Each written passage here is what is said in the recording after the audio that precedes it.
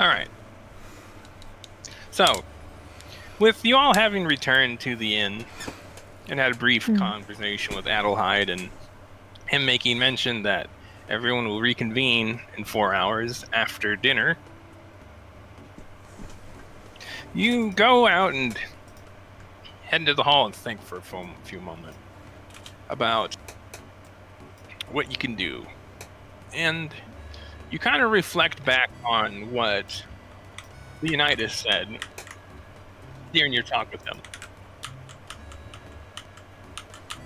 And how some of your priorities were backwards in regards to what you should think more about. Hold on a second. Hold on. So, after that reflection, you keep in mind you should probably speak with Olivon and apologize. Ash has in fact been thinking about that for quite some time as well. Given what happened after she was torn apart. Well, it especially comes to mind now. Definitely. And so you think about what can you do for her? You know, some sort of peace offering or something to that regard.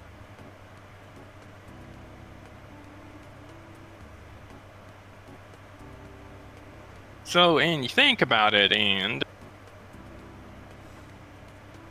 fortunately, nothing comes to mind. You are once again given a somewhat bitter reminder that you really don't know much about this woman other than what she is, her areas of expertise, and her capabilities in battle. You've never really spent any time with her other than the odd few times you had encountered one another outside the strategy meetings in the halls of Silverleaf or in the gardens. You think you are starting to see why Olivine might have gotten a little upset with you earlier, as well as why she asked you to leave informing Bella of their family relation to her. Simply put, outside of being a comrade and an ally, she doesn't know you, and, well, you don't know her. So you think about that, and it's like, okay, well then who does know her? Catherine would be the obvious first choice, but then again, you can't imagine she would give the best advice in regards to something like this. Yeah. They did not. Sorry, go on. I was gonna say they're not the type of people that have in-depth conversations about hobbies and whatnot. They care about one another. This is clear, but from past experience, it's also pretty clear that they're more like do work. Yeah, it's like whatever they happen to learn of each other was just sort of, things that just happened to notice or something to that degree. I can just imagine Catherine being like, give her a dagger and attach a nice drawing that you made yourself. The last time I tried to do it, I think she appreciated it, even though she dodged it. But I like to think that she enjoyed it.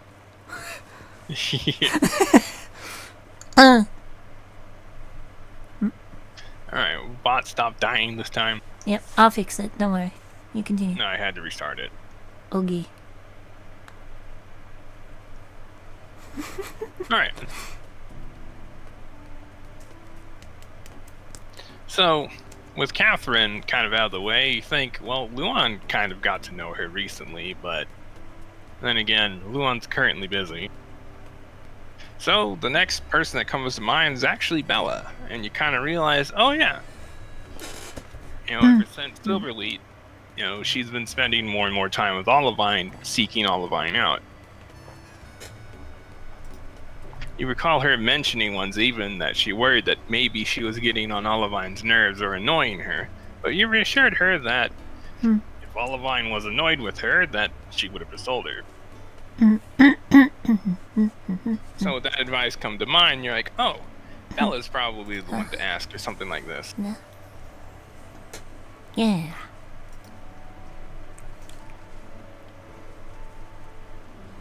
So, Ashi, what do you do? Quite straightforward. I go and look for Bella where I expect that she will be at this time. Well, you recall pretty much most of the women with your company all just went into the east. Yes. Probably to Suite just 3? relax a bit. Yes, Suite 3? Yep, in seat 3. Probably over there in the living room corner. Yep, so Ashi will step to the door over here and then knock on the door. Oh, you know you can just enter this. Yeah, I was wondering about, so she's going to just enter. So, Hi guys. And you find Belinda essentially over there talking with Bella, and judging by the look on Bella's face, being somewhat distraught, you're like, oh, she's probably going over the different studies she's going to need to start working on over the next few days. So she would be pretty distraught. Yeah. And though, speaking of distraught, you then look over across the room, find Nefertalk effectively face down on the couch. Just tired. Done. It's pretty obvious that she must have passed out.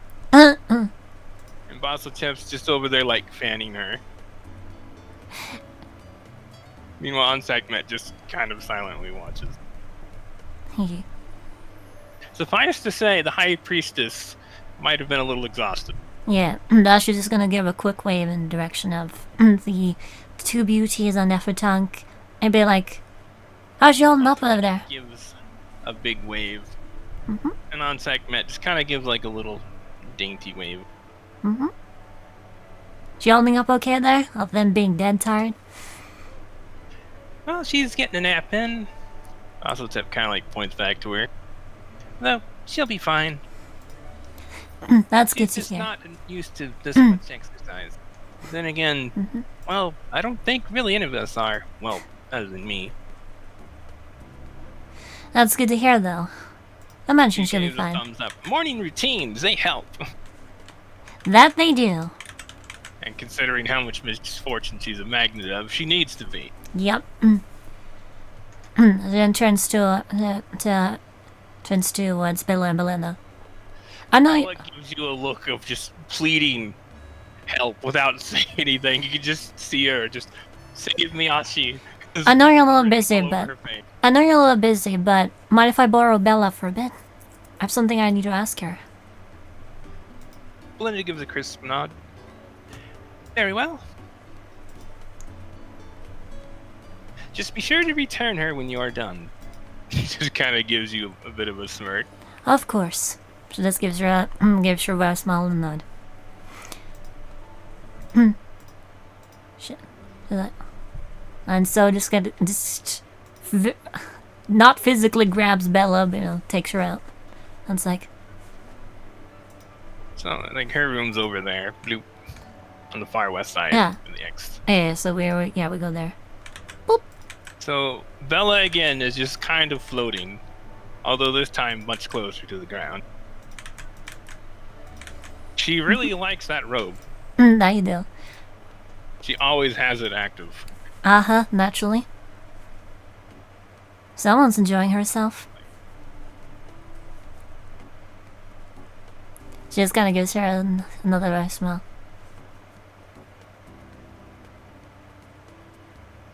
And she goes, well, at least you have a momentary reprieve from lessons.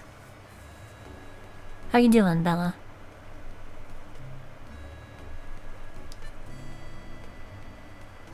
Did you go somewhere, Bumban?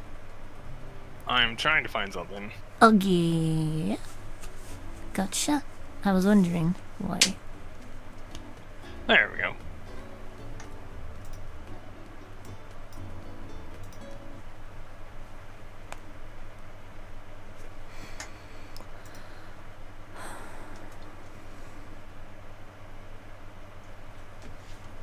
The Discord bot is being a biatch. Probably because of your internet.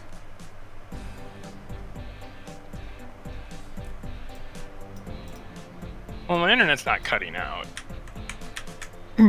Well, that's true. It's just being a... Alright. So, Bella just kind of gives like an almost like tired smile at that. Thank you. I know that I totally not gonna avoid that for much longer, but I'd just rather not think about it right now. That's fair. There's something I wanted to ask you about. You've been spending a lot of time with Olivine recently, right? Yeah. Well, I know that I kind of screwed up massively with her, and I wanna apologize You to like a curious look at yeah, that. I wanna apologize to her properly. So I was wondering, would you happen to know anything about something that she might appreciate as a gift? Well, yeah, I totally know a few things that she likes, though. What did you do to make her mad? She kind of gives you a skeptical look. She kind of shakes. Olivine doesn't get angry very easily, Mm. so what did you do to like tick her off? She shakes her head. That's not for me to say. She kind of narrows her eyes at you just a little bit.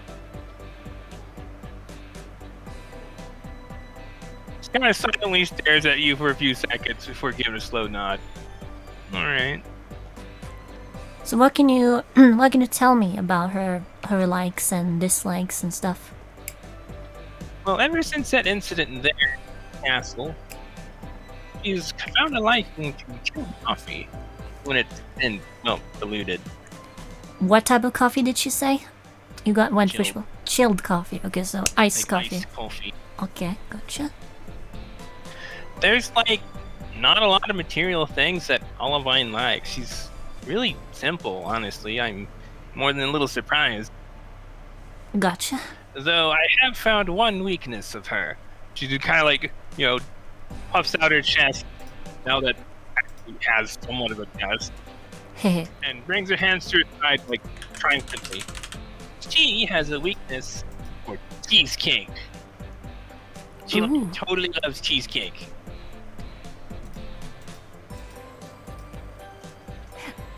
Asha just kind of giggles.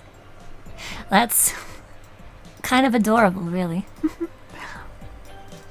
She doesn't seem to like sweets that much, but when it comes to like certain foods like cheesecake, something with like a strong flavor to it, she seems to like that sort of thing.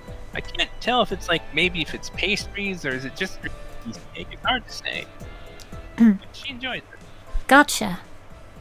Another thing, she seems to have rather expensive tastes. I guess that's like a Dimdoria thing. That, it's like if you're gonna enjoy something, well, enjoy something nice. You know? I can get that. And she nods. Let's see, that's about all I can think of in regards to stuff. Well, that are stationary. I mean, she uses lots and lots of that stuff. I see. And she's always seemingly forgetting something. She like points at you candidly. Don't let her fool you. She's a bit forgetful. She just kind of puts a finger to her cheek. Huh. Never paid her. Never thought she'd be like that. Well, that's useful. Seems to be mostly like material things. Like she loses track of certain things. Her memory seems like totally flawless when recalling stuff, but when it comes to like, well, stuff. Keeping track of things? Shrug.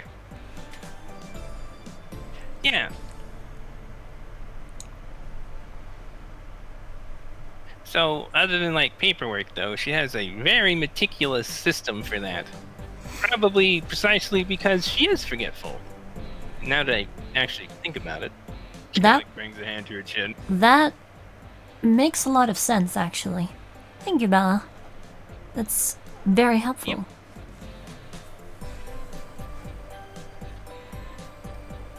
So, what are you doing now? While we wait. Yeah, because Bella is just kind of like she wants to get a little bit of extra time before she has to go back to hell. Yes. It's more like preparing for hell, but still thinking of hell. I guess my only solace is that I'm gonna be doing these studies with Adelheid, so it's like an excuse to spend some time with him, but she just kind of gets a little bashful at that. I mean, take what you can get. It's something. like, it's something totally. good. It's something good that comes of it.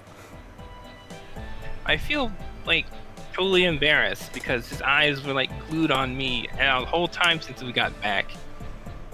I'm not used to it, but it's not a bad thing. It's just new. I can imagine.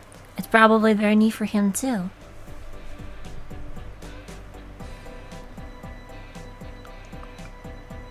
She like goes over to by her bed, like picks up a mirror from her desk and kind of like looks at it.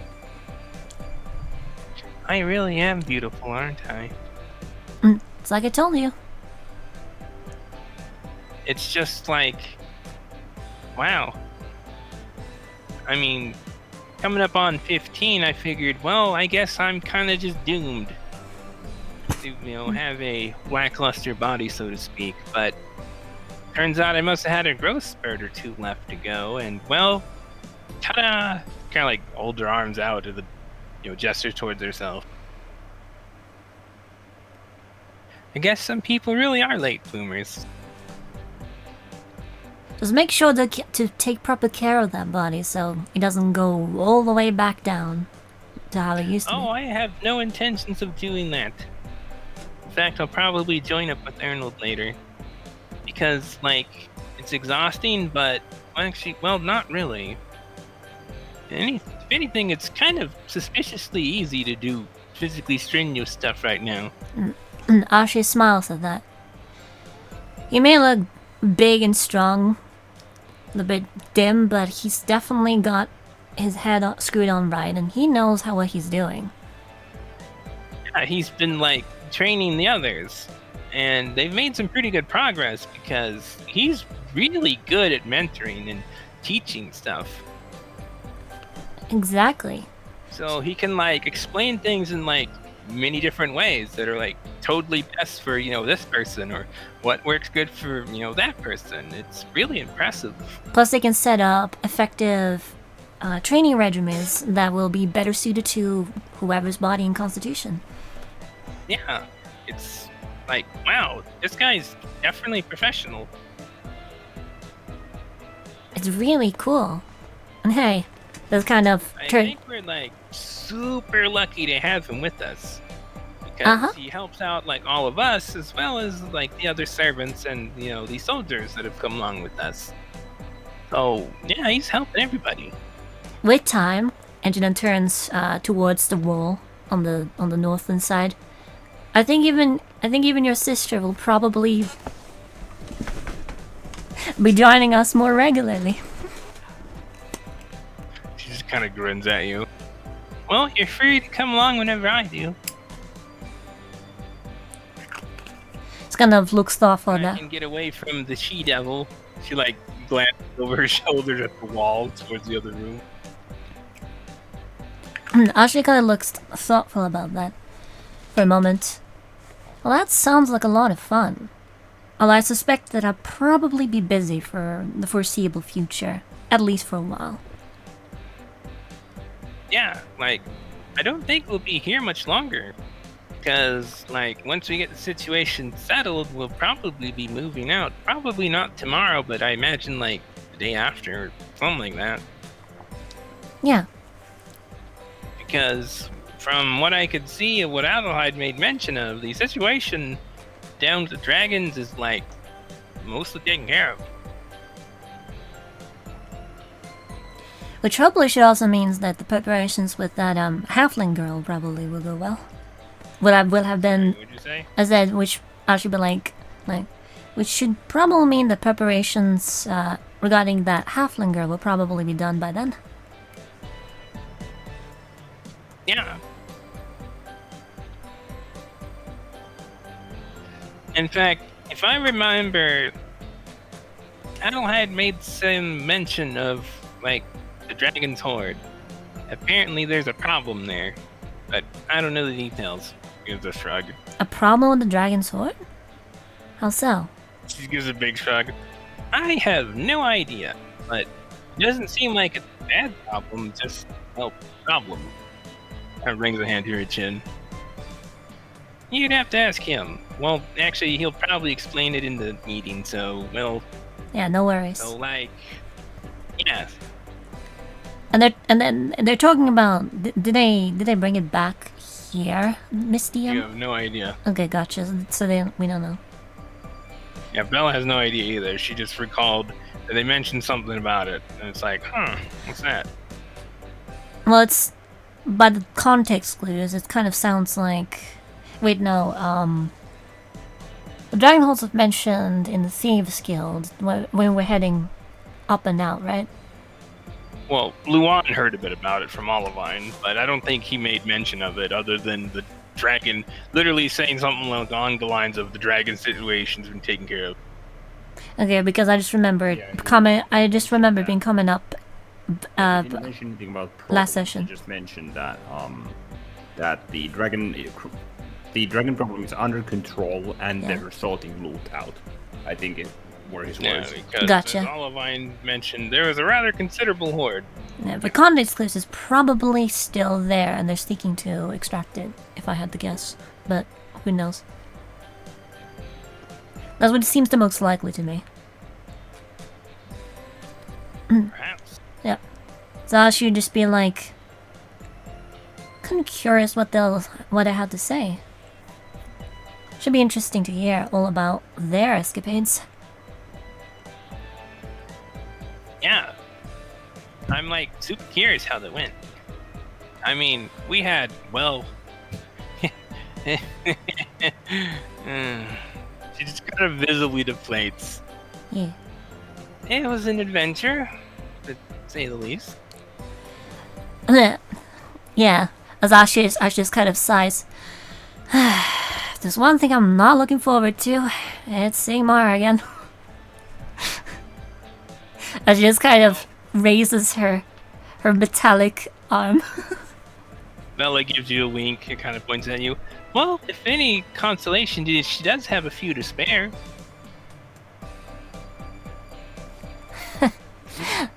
Good one, Bella. I imagine she'll be a little displeased with me, but Yeah, I imagine she's gonna be like super worried. And probably want to know exactly what happened. yep. Because, quite a story to well, tell her. We came back with most of you. At the very least, it's not a huge problem. I don't mind this too much. It's nice to have the option to get my arm and leg back, but you know, this kind of flexes her metallic hand. This is actually proven pretty useful. So I'm kind of considering, even if I get my arms back, I could maybe get a glove or a gauntlet that I can use. Well, Malt made mention that she can like make better ones because if I'm not mistaken, she said that those are just temporary. Mm-hmm. And like, there's been like Magitech prosthetics. You know, apparently that's been around for a while now that I think about it. So who knows what gnomes can do? So kind of flashes a grin. Obviously, totally better. Who knows indeed? Gnomes are just terrifying. They're Susha like says, super crazy smart. Holy crap! she says with a grin. Heck, even the seamstress Eliwick seems to know her stuff when it comes to her people's technology. Makes me wonder what everyone else is like. So it's like an open secret amongst gnomes that they're kind of, well, advanced.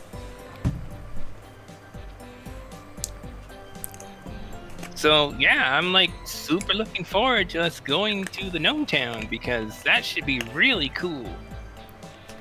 Me too.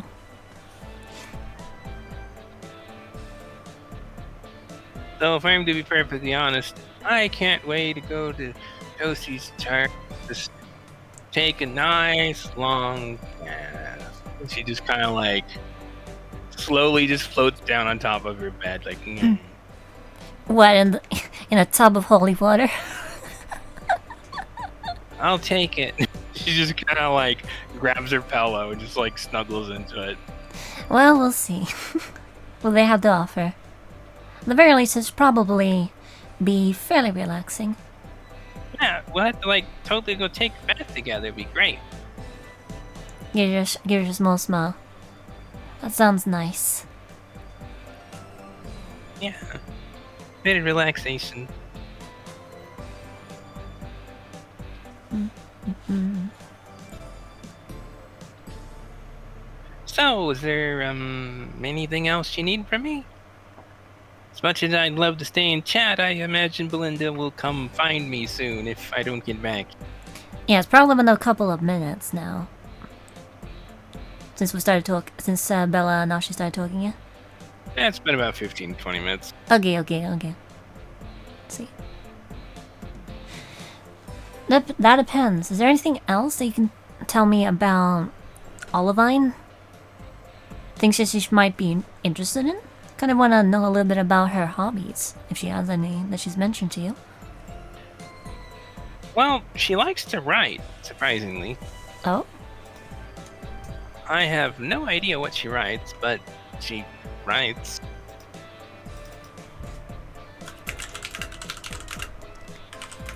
Interesting. So I like asked if I could see, and she wouldn't show me. She kind of gives like a bit of a pout at that. Sounds like she's a little embarrassed about it. Well, she didn't seem embarrassed. That's the odd thing. She just wouldn't let me see. She kind of crosses her arms at that. She just kind of pauses for a moment. As the gears turn to her head. What's that? She now has a mental image of what Olivine was writing. Just like, oh, I see. She kind of gives you a curious look. Me see what? Well, maybe I'm wrong, but... And is there anything else? Wrong about what? You can just see the question marks over Bella's head.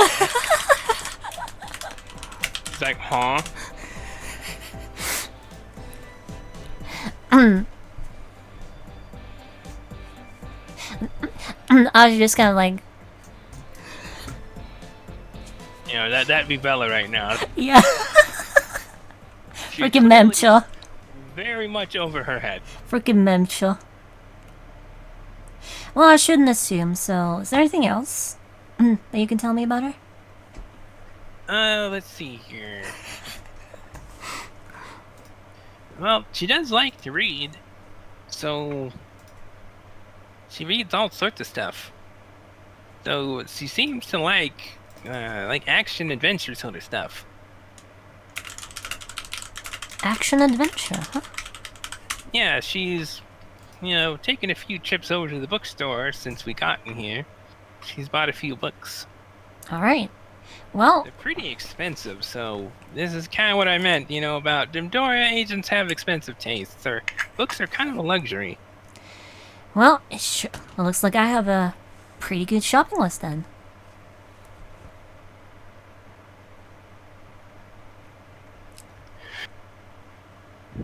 She then gives a small wave. Well, I'll best get back to it and let you get back to whatever you're doing. Flashes her a thumbs up. Thanks, you've been super helpful, Bella. Best of luck. Yeah. She drifts forward and gives you a small hug. I return it. Very warm, very very tightly. It's like, oh, squeeze her a little bit and then there you go. Well, I'm gonna dash. See you around. Thank you. She gives a small wave before heading back into the room. Although before she does, she's just gonna like you, and then poof, boom, spring out. So zoom. Yes. Kitty goes zoom. Yep. She's gonna visit, trying to find a local confectionery, and then head to the bookstore and look for the aforementioned stuff. She's gonna get a small cheesecake, and iced coffee. You recall a cake shop because this is kind of like, the nicer end of town, so a lot of the luxury goods sort of things is Yeah. here, so you don't have to travel very far. Good. So, And you've seen a number of them just walking past them getting here, Yep. coming and going. so when she is close enough, she's gonna stop running like a bad woman, bat out of hell, and proceed to enter the shop, enter the confectionery, and go to the counter. Like, what time of day is it? Let's see, it's like afternoon. It's about like 3 Yeah. or 4 or so. Afternoon. One second. Uggy.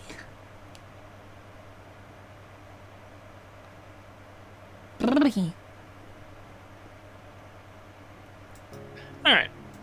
Nice. All right. So I didn't catch anything you were doing. You want to try that again?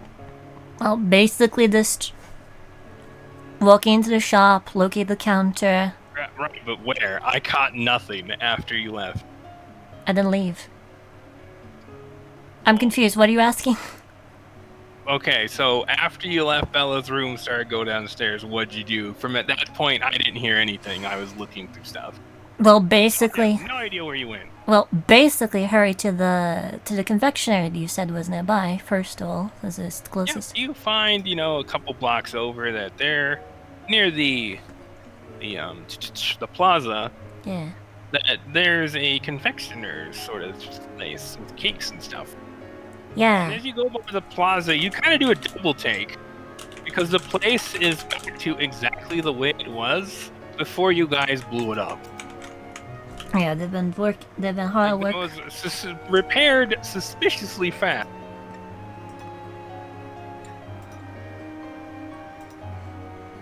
Wow.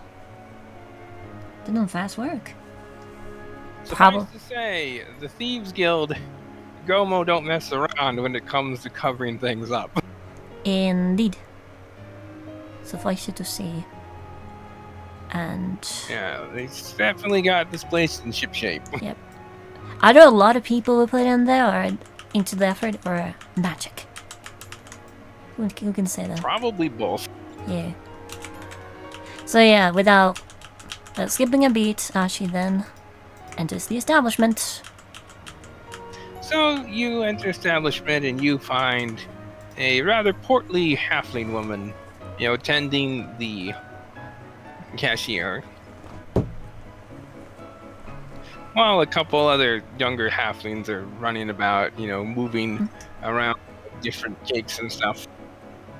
And the place is a little busy, actually. It's pretty popular. Yeah. But then again, this is a pretty wealthy town in general, so you're really not that surprised. You're surprised for like a brief moment, but then you're like, oh yeah, that's right. Yeah. This isn't like back home at all. Indeedos. Yeah, for you, this seems bizarre. And then you're like, oh yeah, that's right. Afternoon, ma'am. She just calls Oh, out hello. sweetly. Just one moment. She's like, helping like one customer that seems to be, having trouble deciding what to get. And she's like, showing him like different options. No prob. So I'm also he's got that look where it's like, okay, I'm hungry for something, but what do I want? Because then you like kind of like move over to like where he is, like look at the display, and you're like, oh, well, you see why? Because this all looks good. You see that like there's tarts, there's small cakes, there's like pastry donuts, there's all sorts of little things. There's like muffins, like you name it, just all sorts of stuff here. So about after a minute or two, he manages to, decide on some blueberry tarts. Before he notices you, and he's like, "Oh, my apologies." Very quickly moves out of the way. she just lightly waves a hand.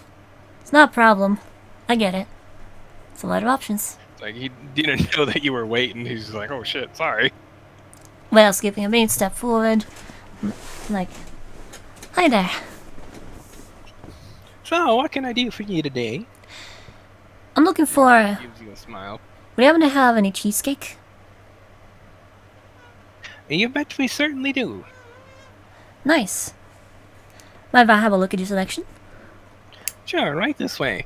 So you like kind of like walk away and go over towards a different part of like off in the corner, and you like take a look at the display, and you can notice just as you get close to it, it's a bit cooler, and you're just like, oh. Mhm. You take a look at the corners of the display, and you see little frost crystals. You're like, oh, this is cool. Huh, that's neat. And you immediately then recognize, mostly thanks to Malt, that this is Magitech. Very, very, very simple Magitech, Uh-huh. but Magitech nonetheless. The Magitech is super convenient, she says. Oh yeah, it's totally great.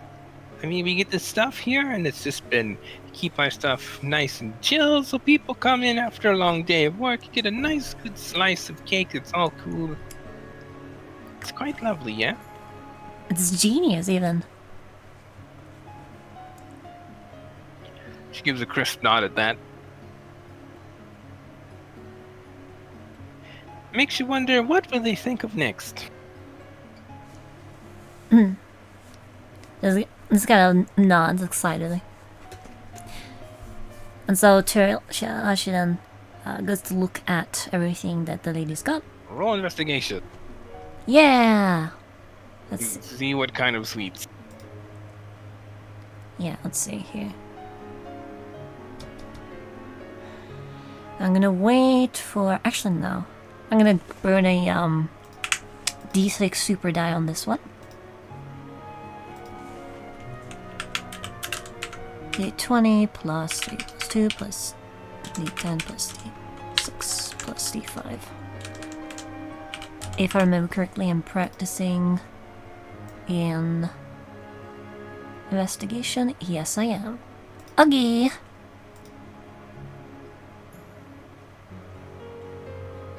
Wait, am I supposed to be... Oh yeah, I'm supposed to be... Pretty sure that's supposed to be expertise. I just never remember to input it correctly. Okay. Never mind. Yeah. Oh, it's just an error in my sheet. Super investigates the cakes. 38. Scrutinize the cake. Uh-huh. So as you look about, and there's all kinds of just like options in here. Mm-hmm. And there's like a lot of little samples and stuff. You like take a look over some, and you think back to what Bella said, that she tends to like, you know, cakes with a bit like stronger taste to it. So you notice like one cake that's very kind of like a basic cheesecake, but it's like a denser. It's not as like fluffy. You think about it and you're like, oh, those types of cheesecakes are a bit stronger in flavor. Yeah. So you would probably like those ones. Yeah. She points a finger in that direction. I'd like to have one of those. That looks perfect. Oh, those are really good. Nice, strong flavor, rich taste. Perfect. Kind of like smiles at that. Is She it- leans in a little bit. Between you and me, that's one of my favorites. She smiles there. Like, part of her is kind of like, it's probably kind of like, of course it is. But also it's like, I'm like, well, that's really promising. Thank you. She like then takes it, you know, moves over to the register, you know, like wraps it up for you. Do you also, Nice little yeah, box. yep. Do you also happen to have any chilled coffee? Well, can't say that we necessarily do that. That's a bit more, well, uppity highbrow, if you get what I mean. Ah, I No, see. there is a place on the other side of the plaza. Gotcha. What's the name of it? Let's see.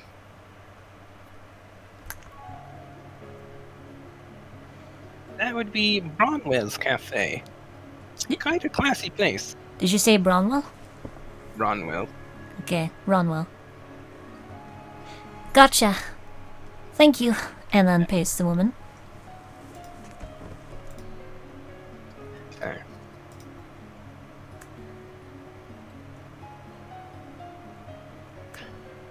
And so that's, let's see here. That's 2 silver. 2 silver. Okay. Fish it up 2 silver and this. And yeah, play pays the woman. You have a great day now. So it gives you a small wave. You as well. Going on to like another customer that was waiting. Alright. Good to know. Alright, so you make your way across the plaza. You know, there's like some people like feeding birds, so as you like walk by, they'll like fly off. Yep. So this, I imagine this is the closest, this next stop. Right? I don't know where the bookstore is in relation. Oh, the bookstore will be further into town. Yeah, so definitely go to get this chilled coffee first. Yep. So go over there.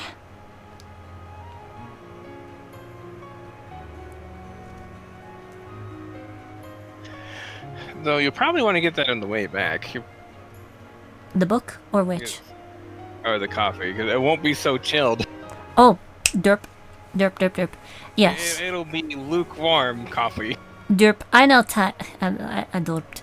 Like, I kind of naturally assumed for some reason that there would be something to keep it cool, but no, there wouldn't be. So yes, I go to the bookstore next. There might be, but you have no idea. Probably pay a lot extra. Make your way to the bookstore. Thank you. Which is, a couple blocks in towards the center of town, and it's, you've been, a few places during the day, back last week, but now that you really take a look around, this place is busy. Like, this is most certainly an industrial town. That's its largest, essentially claim to fame within this area. But it's certainly got a pretty good commerce as well. Yeah, it's very nice. This place is definitely growing. You can certainly see why that, the owl has his eye on this as the next, essentially, capital once you guys deal with the other, because, well, it's not going to go without a fight. And this is a nice growing hotspot. So investing in here would probably be a pretty good idea. Yeah. Alrighty. You have what amounts to insider trading knowledge. Indeedus. Elevik would probably serve that effort well, I imagine. Yeah, like, I imagine Eliwick is not going to pass that up before leaving town. She's going to be like, alright, let's take some deals, because I know where the story ends. I love playing a merchant. Nothing says, like, safe investment as, like, the god of commerce says, this will be the capital.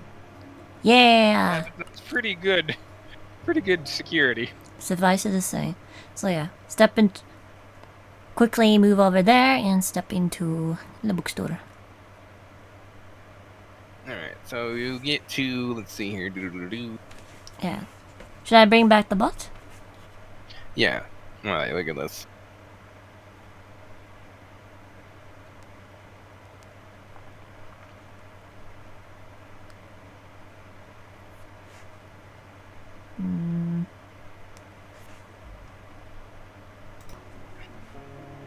So you make your way and you find the Featherfoot bookstore.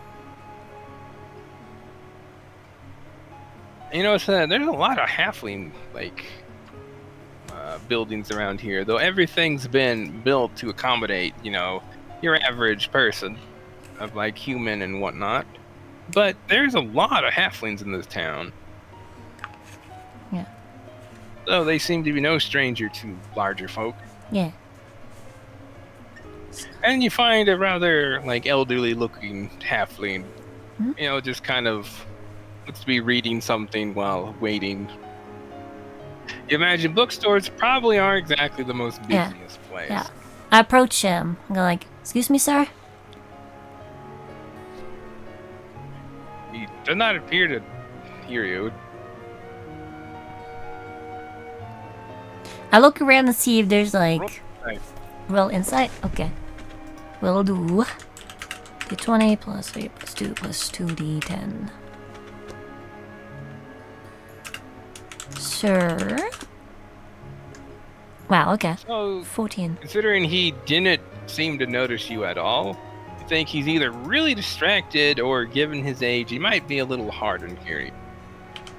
I just kind of clear my throat and speak a bit louder. Sir, excuse me? Kind of looks up. Oh, well, excuse me, young lady. Well, ears just aren't like they used to be. But, yeah, what No, can I do for you? I getcha, I Like, getcha. set the book aside. I was looking for a adventure book. No particular title. I'm just kind of want to know precisely what sort of books of that genre you might have. You know, this store is, like, not necessarily big, but it's packed. Like, all the different, like, areas. Because they have, like, little aisles off to the side. Like, oh, over there, and, I believe, oh, 3. The stuff is sorted by genre, so you can find her up there. If you have any questions, let me know. Well, do. I'm curious if you got anything that you can recommend, preferably something on the longer side. On the what side? On the longer side. Oh, looking for an epic, are you? I think that's a line, and I think that's in line with what Olivine seems to like, right? Epics are the big books. Yeah.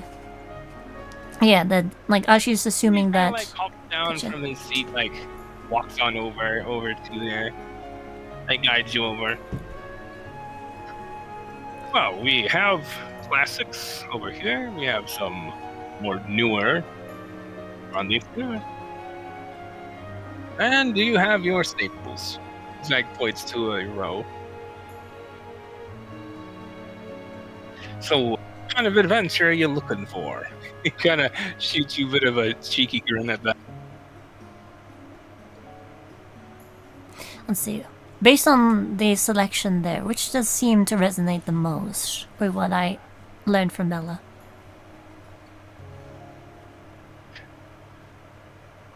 You see, but Bella had made mention that she likes kind of like action adventure stuff where it's like kind of, you know, lingers in more towards like horror elements and adventure.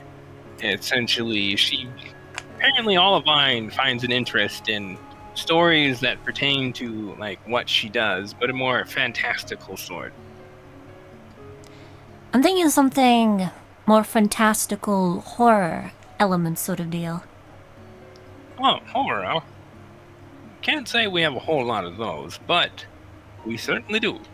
Like, kind of like shuffles down the aisle a little bit. Sweet. See, we got this here is a one that I would certainly recommend.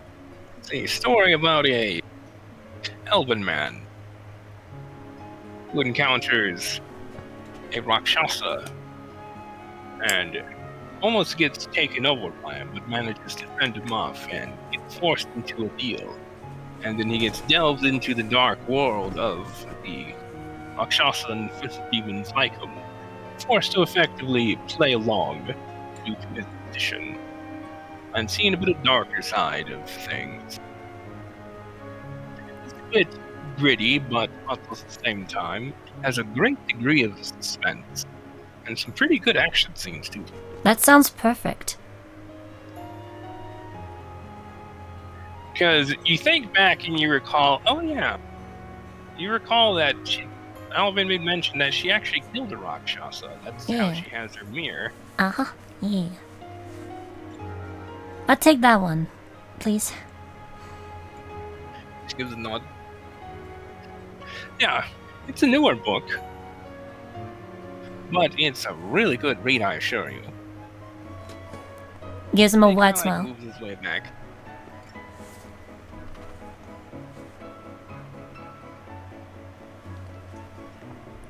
And Well, he kind of like, gets like a little bag for you and like sets it in.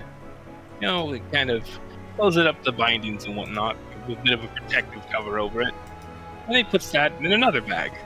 yeah. Then all right, that'll be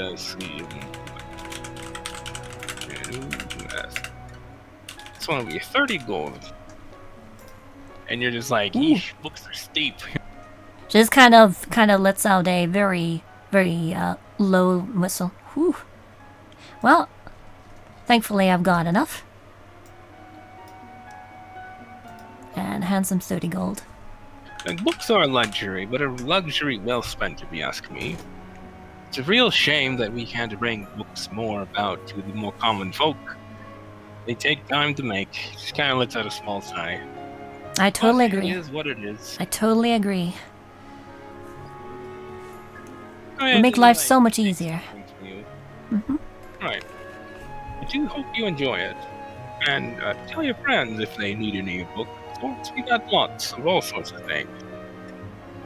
This actually is for a friend of mine, and I'll let you know. Right. Here's a small wave. You have a good day. Have a good evening. You as well. And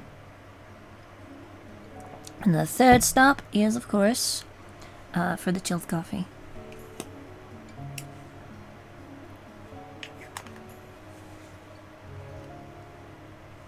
So yeah, Featherfoot Books was that Featherfoot. place. Yeah, Featherfoot Books. So you make your way back up towards the plaza. Featherfoot Books. What was the name of the confectionery again? The first stop. Let's see. That would be Lightheart Bakery and Pastry. Bakery and... Bakery and Confections. Yeah, there we go. Okay. Gotcha.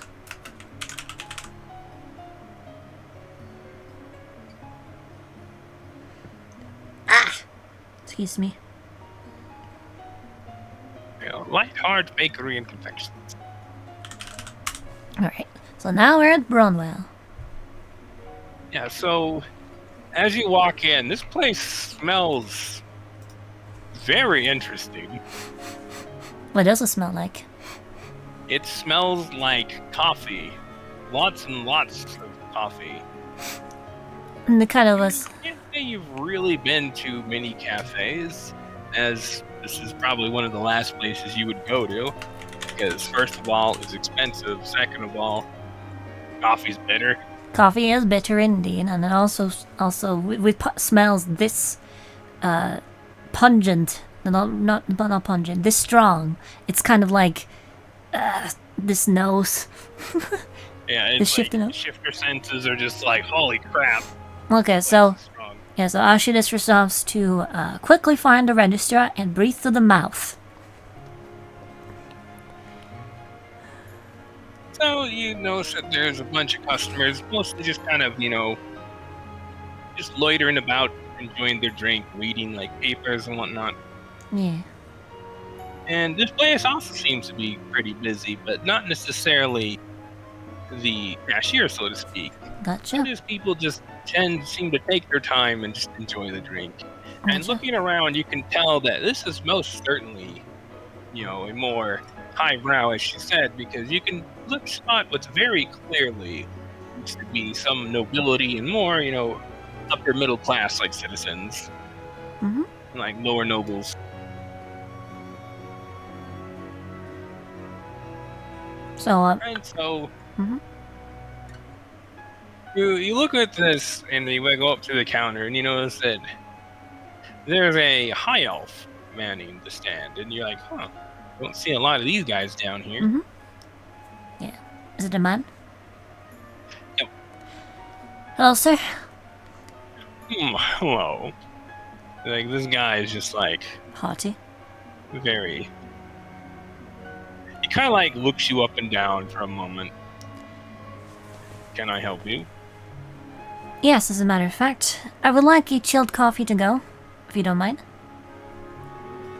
Well, we have a bit of a selection. If you look over this way, like gestures a hand towards a board, which has been like written in chalk. Mm-hmm. Glances at it. And you have no idea what most of these words even mean. apparently they're different flavors? Question mark. Oh my gosh. That is The this name sounds very fancy. cappuccino flotte. What the hell is this? It's kind of what she's going through. That is just the quintessential coffee shop experience, Jesus. Yup. Yeah, you can barely pronounce some of these words. Let them know what they even mean. Well, Bella expressed strong flavors and such, I imagine is what she's looking Yes. for, because it just kind of, after glancing at it for a few seconds, goes like, what's some of your strongest selections? That would probably be the expressions. Like these ones down here. Like points to. It's like Venti, Java's, something, something. It's just like, yeah, they're all the same to you. There looks to be 3 of them.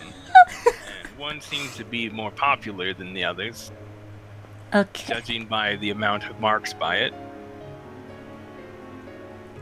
Hmm. You can tell where someone's been left marks on the board for the others, working to effectively, make them and then kind of, wipe it away. So, Gotcha. judging by the amount of, residue, that one sounds pretty popular. Yeah, so she's gonna be like, I'll have that one, please. All right, just a few moments. That'll be about 5-10 minutes if you don't mind. Sure. Feel free to take a seat, and I shall call you up. Alright. Can I get a name for this?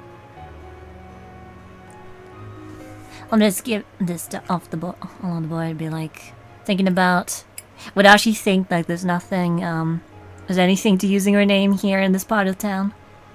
Well, you're a monk. Yeah. Mercy. Uh-huh. Just making sure. With It's interest, not like you don't have anybody after your head, so you have no concern about your identity whatsoever. Ashi. Most of the others with you. Yeah, she just speaks up. Ashi. That's AASHI. Ashi. Or actually, let me think about that for a second. Rewind. That's gonna be spelt on the thing, right? She'd see that. Yeah, he's like writing it on a slip of paper. Yeah, so it's a bit like, so instead of using her name, because this is a gift for Olivine, just be like Olivine. So he like stops like writing like for the first letter. It's kind of like wipes that a bit and like, all right, I'll wipe. Yeah, gotcha. All right, and as he begins like making it, that'll be 2 gold. All right. And you're just like, ugh. Yeah, she was meant. Yeah, internally just but like without skipping a beat, partially because she wants to stick it to him. Suffice to say, the most expensive drink you probably ever had was like maybe, I don't know, like 20 silver. Yeah. So just like without skipping a beat, she just hands him the gold. It just internally feels very vindicated. Yeah, you're just like, holy crap, coffee's not to be underestimated. But judging by the clientele, this is very clearly the good stuff. Uh-huh. How does it look in response to that? Like, was he expecting me to be able to pay? You can see he seems a little surprised that you're just like, oh, here you go. Because, actually, I'll roll inside.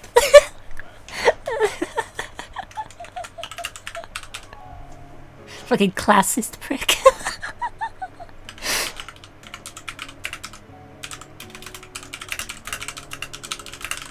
How do you like me now? 26. Well, when you first like walked up and talked to him, he wasn't expecting you to actually order anything.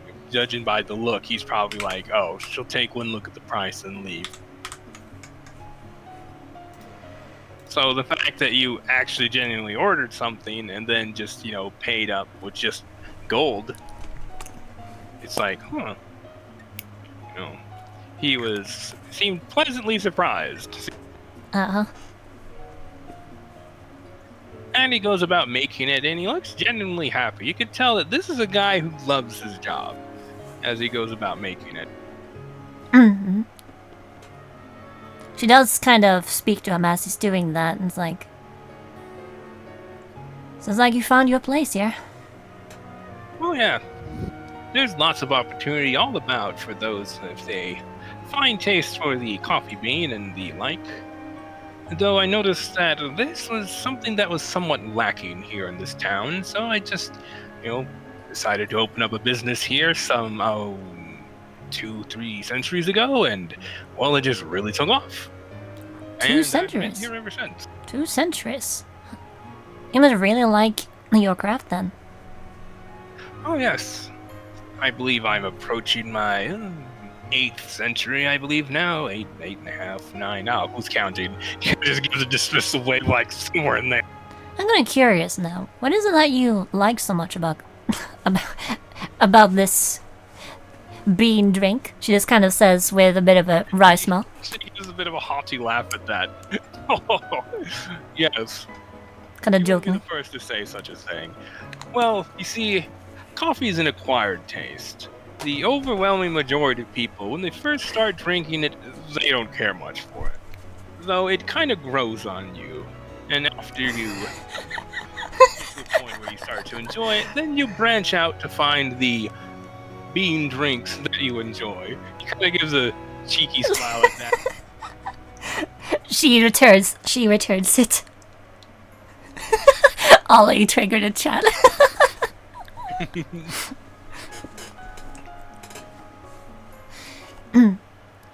Well, I can I can appreciate the dedication. Yeah. It's considerably easier to make hot coffee than it is to make ice. But what with Magitech these days, it's become much easier. Suffice to say, there's been a real Magitech boom the past year. Well, about the past 6 months or so. That we've got a whole lot of that beginning to turn up around here. Oh? I have to say, I ain't complaining because that's made my job a lot easier. Mm. Kind of like points to like one of the things he's using to like, heat up the coffee, and you can see that there's very clearly Magitech involved with the process. Yeah. I paid a visit to... Let's see, check my notes briefly. Okay. I paid a visit to Lightheart's Bakery and Confections, and they seem to have much of the same type of devices. It's really interesting. Yeah, these are actually quite new. I'd say that they first started popping up around, I believe I got this one 4 months ago, and I believe it was actually Miss Lightheart that recommended me to get this sort of thing. I was a bit skeptical at first at just how good it could be, but was I wrong? Well, that's really recent. Do you know what happens? It's more so just availability, so to speak. Granted, I've heard of such things over the past several years that they've started to show up, but the availability just kind of sprang up, so to speak. What with the mysterious appearance of the Hambelians and all, along with them and their goods, there are other, high-quality technology goods, so to speak. Rebellion, huh? Interesting. Yeah, if you want the finest makes of the most advanced sort of things, Hellbellion is where it's at. Yeah, I heard as much. They really seem to be everywhere in business and economy. Now, if only we could find out who they are. He kind of brings a hand to his chin. They're very secretive in regards to their dealing. Probably something to do with their sudden success, or maybe their sudden appearance. It's hard to say one way or another, but either way, it's very difficult to try to get a hold of one. They work through middlemen, so to speak. Though, I guess to say that they're primarily artisans. So they like to focus on their craft and not so much as the commerce. Except for some that do. It's curious. It kind of gives a tilt of his head. Though that's just one more of the many mysteries around here in these parts. But we do commission from them if you had the opportunity to speak with one? That is a very good question, now isn't it?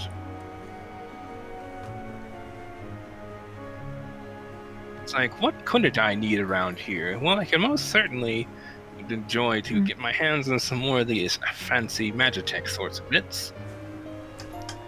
As something to do with the cooling would be useful. And then, well, I guess it boils down to what is there. I'm no means an expert or even all particularly knowledgeable with finer crafts and Magitech, but there's also, well, upholstery, so to speak. I always use, new of that when some designs come along. And then there's carpentry as well. I can't say that it wouldn't be a bad idea to update some of these seats and chairs. They're getting a little rickety. Kind of looks around. Yeah, that would be a bit unfortunate. We elves like to, enjoy things and, that last. So there's a fine point of good enough and it could be fixed later. Though these halfling types, they're a lot more, well, picky, so to speak, with replacing sort of things. So it probably would do me well to replace some. He just kind of gives a shrug at that. Cultural differences and all that. Yeah, I don't think anybody likes to have their seats fall out from under them.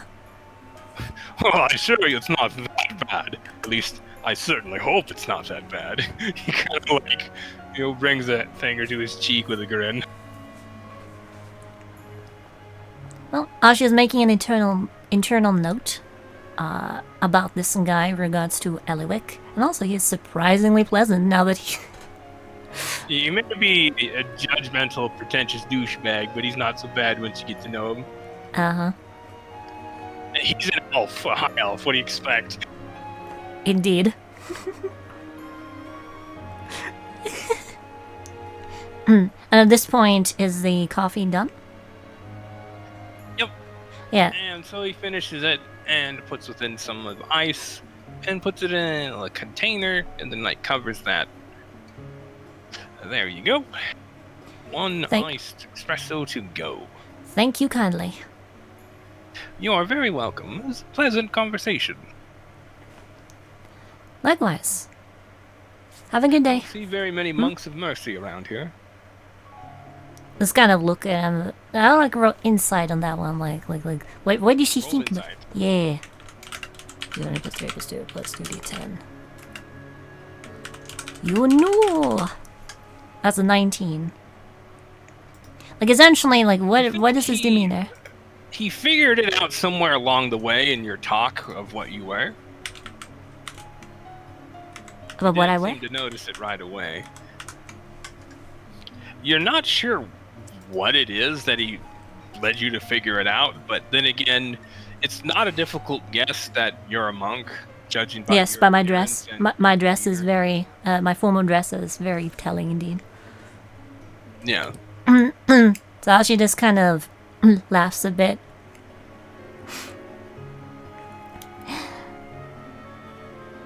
We tend to live out in the mountains, don't we? Well, you do get around from time to time. Though most people don't know that part. I'm not most people. He kind of gives a wink at that with a grin. We're gonna give him a wry smile in return. Though not for reasons that are pleasant. I've sought out your people's help at one point, but I won't bore you with the details. You have coffee to drink. Or deliver. He's very... I'm just learning to... starting to notice that he's very insightful, to say the least. Certainly seems to be that way. You imagine this guy deals with all sorts of customers, so he's pretty good at reading people. Well, Ashi just kind of lightly points in his way. Well, maybe that's a story for another time. For now, take care. Perhaps. You have a good evening. Same to you. And the heads out and makes her way back with her little basket of gifts. So after a rather pleasant bit of shopping, suffice to say, shopping's kind of relaxing and, well, very easy in this town. Yeah. Just the people in general are rather pleasant. Yeah, even the worst of them is fairly pleasant, which is fun. We're like, huh, Yeah, that was unusual. The Thieves Guild has very high standards, so essentially Uh-huh. the lowest bar is set pretty high. Pretty much. I really like that exchange. Change with the proprietor of the Brawl Hills Cafe. But it's like the first thing is like, hello. And by the end of it, all smiles. Yeah, he's just like, oh, this person doesn't belong. But wait, actually, she's a discerning client. Yeah. So yeah, you make your way back to the end there.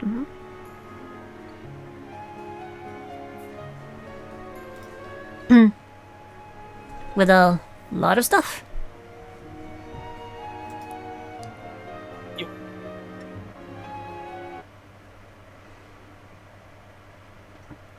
Ah! Excuse me. Put Ashi back inside there.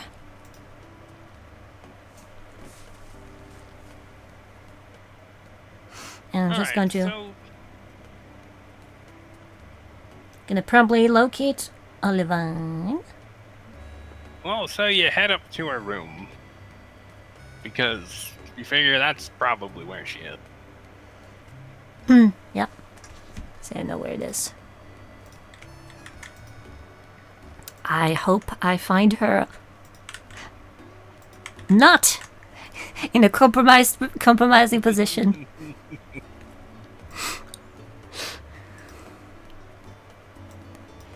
So as she just approaches and knocks on the door and waits a couple of moments to see what comes of that before she says anything. Bonk, bonk, bonk. So there's a brief pause before the doors open ajar, just a slightly bit. Before then opens a bit more, you find Catherine. Catherine. Okay, so Catherine is there. Hey, Cat. Do you know where is Olivine there with you? I have a lot of gifts for her. She's kind of raises her hands with the bags. I think I have something that she might like. Oh. She gestures inside. She's not here right now. Catherine pauses. I have no idea where she is. You have no idea? She looks almost surprised at her admitting that. It's like, wait, where's my partner? When did you see her last? I haven't seen her yet. She says, matter of fact. Wait, since coming back from the trip? From the expedition? I only knew they were back because you're here. But yeah, she's saying that since everybody Apparently, she didn't know you guys were back until literally just now. wasn't Cat and Olivine together towards the Dragonhunt? Was it Dragon? Weren't they on the same team? I thought they were. Oh, sorry, I derped. But essentially, go back. So, I haven't seen her today. Like from when you woke up to now, nothing. She softly shakes her head. She's been out doing things more lately. So I haven't really asked.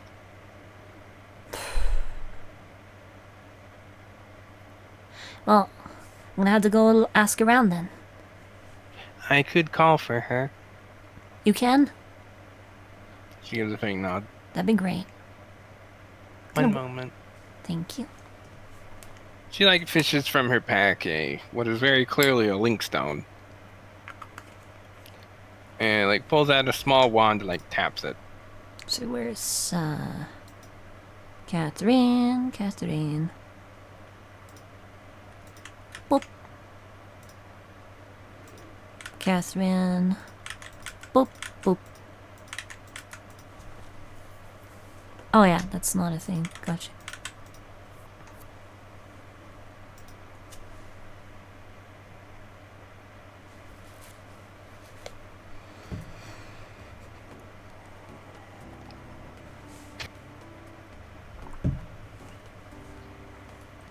Alright, so after about a minute or so, she looks up to you. She'll be here in a few minutes. Thanks, Cat. Yep. And she goes back to whatever she was doing, which appears to be maintenance of equipment. Yeah. See, what is the And as well as looks to be making poison as well. yeah, are we in her room right now? Yes. Gotcha. She's like essentially on. There we go. Yeah. I was just gonna stand by Here's Ashi. here. Wait, what are you guys doing down there? I thought that was her It's room. not her room. Oh, it was Rulu's room. Yeah, that's where Olivine and Rulu are. Where did Olivine and Rulu go? I removed them. No, that's Rulu's room. Yeah, I was wondering about that because I thought it was that. Okay, gotcha. What? Which one is hers? Is the one adjacent? There. No, that's on the second floor. Oh, okay. And another these things, so second floor. T, column T? So that is odds and end magic stuff. No, that's malts. It's right over there next to This one. Trio. Oh yeah, this one. Murder Madam's room. Thank you. Thank you. I was like... Yeah, you know, she has like the window open, but then you smell like, oh, she's making poisons. So keeping the area ventilated. Yeah. I was just gonna move a bit away from it so that it doesn't go into the cake and stuff. Like as far as she thinks she needs to be to that end. Well, you figured that it wouldn't be that bad. But yeah, so you just kind of wait over there. It's about 10 minutes, 15 minutes before the door opens and you find Olivine walk in. Yeah. And now she's just kind of leaning by the wall with a metallic arm, a metallic leg, and just got several bags that's clearly come from... There's a double take when she looks at you. And you see her vision very clearly go to your leg and then to your arm and then to you. And then to your things you're holding. And Yeah. back to you.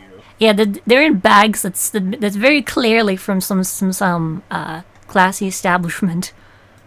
Yeah, Olivine just kind of looks slightly confused. Hey, It's like, what happened to you? Olivine. Are you here? Yeah.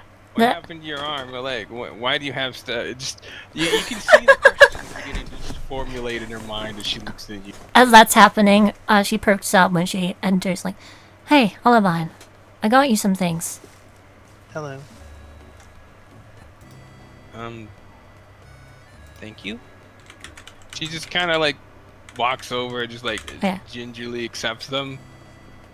Did you take a look inside? It's like, something smells good. And this kind of... She like immediately finds the coffee and it's like, oh. Thank you. So she like wastes little time to just starts drinking it. Yeah, give her some time. Give her a bit of time just to enjoy the sweet stuffs. And she just like effectively, like moves over here and sits on like the side of the bed, just kind of like sits down and starts eating the cheesecake, but then Yeah. looks up to you. So, what's the occasion? I just kind of bite your lip for a second before turning towards Olivine. And then races her metallic arm. You know how you always say that death is a way of clearing the mind? You died, didn't you? I got really close to it, and it made me think about everything that happened before we left, what I said, and it hit me so hard how much I screwed up. I wanted to apologize. Kind of gives like a small shrug. I wanted to apologize. Apology accepted. Though, to be perfectly honest, I may have been upset in the moment, but I quickly got over it. Honestly, I kind of forgot about it until just now. Still, I wanted to let you know that I really am sorry, and I wanted to make it up to you. She gives a small nod. Well, the gesture is certainly appreciated. And also hold up the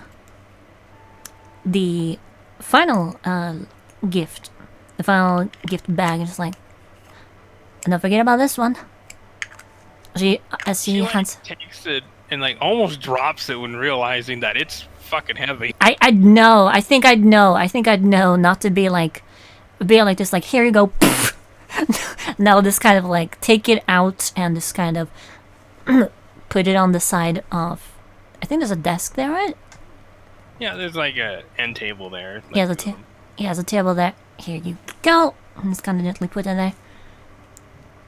I heard you're a bit of a reader, and so I thought that you might appreciate something that and keep you busy for a while.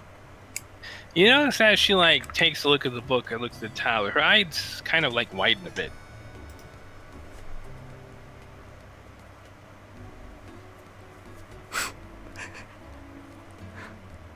Does she say anything? She just like stares at it for a few moments. Okay, roll insight. Roll insight. Like, what's she thinking? Take 2 plus 2d10. What the Olivine think? 30. Jesus. She seems genuinely surprised to see the book. Like, surprised at the book. I heard it was a recent release. So, I imagine that you hadn't read it yet. Recent. No, honestly, I haven't been able to get my hands on it. These things fly off the shelf the minute they get put on, so to speak. Is this something you've been wanting to read for a while? She kind of grins. Yes, actually. I'm genuinely surprised you found this. I've been checking the bookstore and the other store across town, every other day or so, and they haven't had it. So, suffice to say, this must have just come in earlier today. Wow. It's real lucky I can to give it a look then. I really appreciate it. Thank you. The smaller. She kind of gives a small smile at that.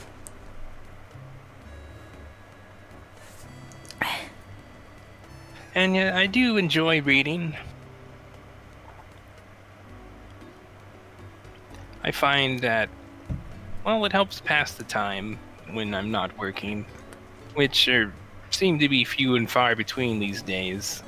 But ever since we returned from the incident with the dragon, there hasn't really been a lot to do.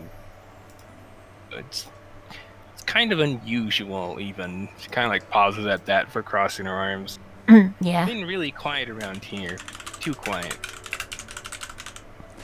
Yeah, she just kind of chuckles about that. We were back at Silverleaf. You were just going to and fro. I can imagine. There were all sorts of things going on within that castle. Lots of things to learn, lots of things happening, all sorts of things. Then Lillian showed up and just everything went chaos there. Yeah, that little fairy girl sure spread some chaos. Yeah, believe it or not, I almost miss her. She just made things so interesting, so to speak, and very taxing. She looks kind of like, gives like a deadpan look at that. She just shudders a little bit. Yeah. A vegetable. Though you get used to people being around them so much, but she is once again watching the Sword of Eloquence. Turns to look at Not good. Ollivan's side is just like, yeah, I was wondering why I didn't see you with it. Sorry, what was that? Oh wait, no, she wouldn't have had. Would she have had the sword like at any point because she failed the thing,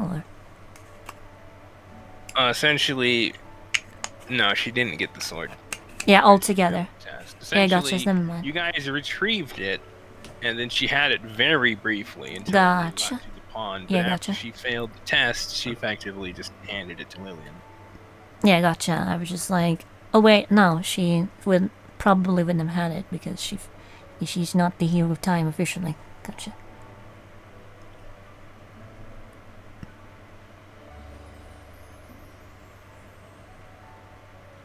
So she's like, so, is there something I can do for you, Ashi? Honestly, I kind of just want to take the time to talk with you for a little bit. Because, for one, I'm very happy that there's no bad blood between us now. But also, I kind of just want to get to know you more. I realized that I made a lot of assumptions about you last time. And I got so confused about how everything went down. I got really frustrated. But then I realized that I just didn't know you as much as I thought I did. And I want to correct that. Well, I can't say that I ever thought that we had any bad blood, so to speak. Though I was pretty sure that you didn't particularly like me there for a while. Well, it wasn't so much But that then again, that's nothing out of the ordinary. Most people don't care for me because I kind of stick to myself and, well, have my own way of doing things. Mm-hmm. At first, well, you might have been a little right. I did find it a bit difficult to relate to, and it was really frustrating. But suffice it to say, I've had a few wake-up calls recently. So it seems. How did she mean that when she said that? She actually roll spot. Error spot? Okay. Let's see. D20 plus 3 plus 2 plus 2d10. I think. Let me double check.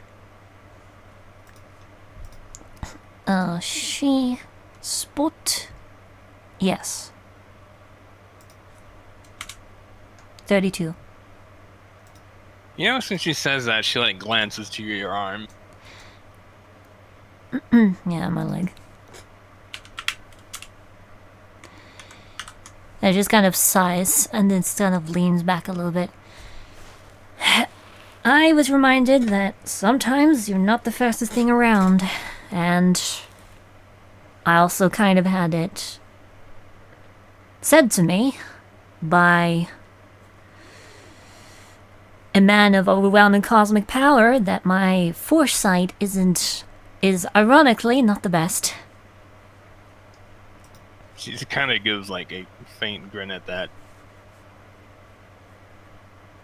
And considering Oliva knows that she has precog abilities. Like, I'm pretty sure that has been clear to her.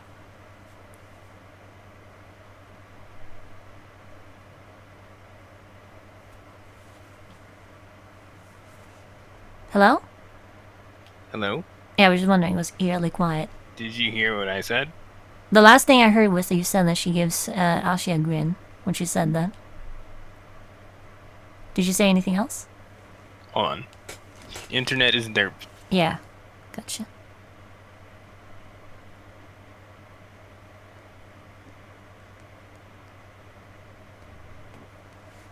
I was wondering. Alright. So did you hear what I said?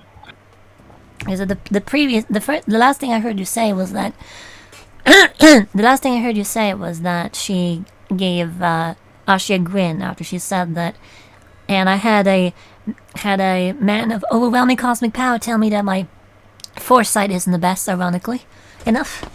Oh yeah. So you've met Leonidas. Yep, I believe that was his name. he kind of showed me the ropes of how to better use my abilities after learning them from Malt first. She actually raises an eyebrow at that. Is that so? Yeah, turns out that Malt's actually really well versed in psionics, and that I am a precog, she called me. Though I also realized afterward that I'm a tertiary retrocog. She gives a small nod. I kind of assumed the precog was probably something, but retrocog, that's very interesting. It's a weaker ability though, and it's kind of hard to control, but I can do it. Well, psionics is all about practice. Practice, practice, practice. Mm-hmm. The mind is a muscle that needs sharpened. And now that you are aware you can do something, it'll be just that much easier for you to do it.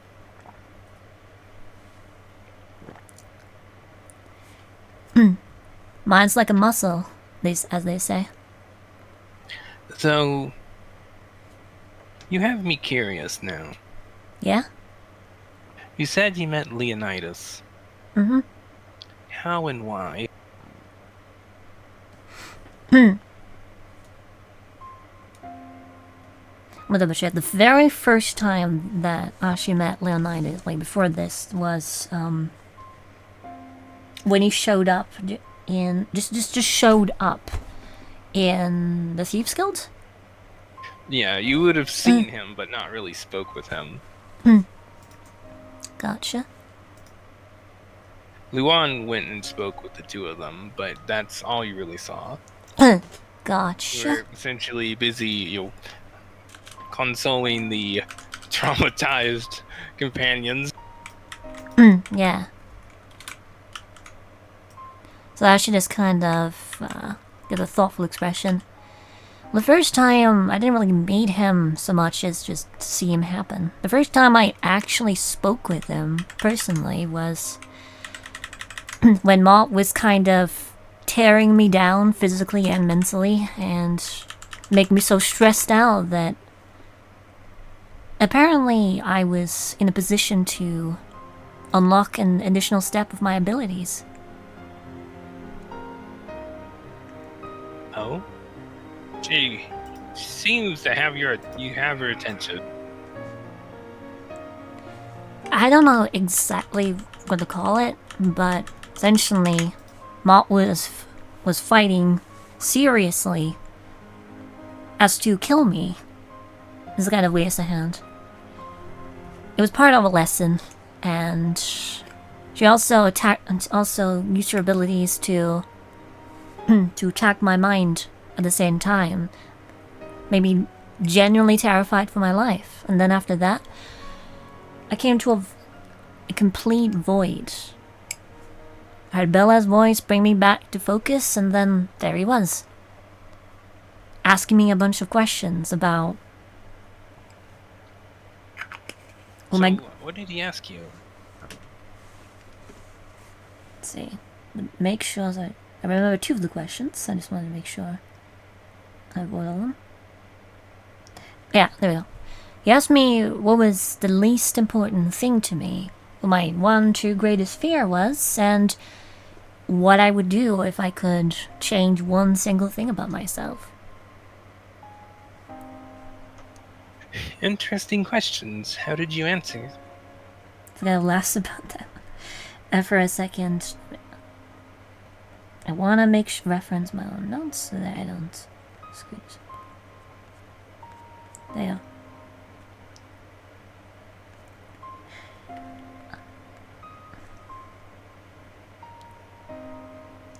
I answered that the least important thing to me was recognition. Though he had a lot to say about that one, turns out it was a very short-sighted question, so short-sighted response, even though I thought about it for a long time. She kind of offers a faint grin at that. Well, you are the hero of fire. Yeah, told me that... In times past, they tend to be the most, upfront of the heroes. I had it A wrong. lot about the hero of fire. Yeah, I had it wrong all the entire time. I thought that because I wasn't supposed to seek glory and fame and be overly concerned with what people thought of me, that I should just disregard the fame and recognition that came with it altogether. But he made me realize that being a beacon of light and guidance and inspiration does warrant being known. Have your deeds recognized so that people can know what you did and how they might be able to reach those same heights. She gives a nod. There's reasons why we still have stories of old of heroes. You know, they even now inspire those that come out to do things. I've met many different adventurers, mercenaries, and the like, who all have just began doing what they did based off of stories of, ancient heroes. Yeah, even I was like that when I was younger. I used to read stories of adventurers back in the orphanage.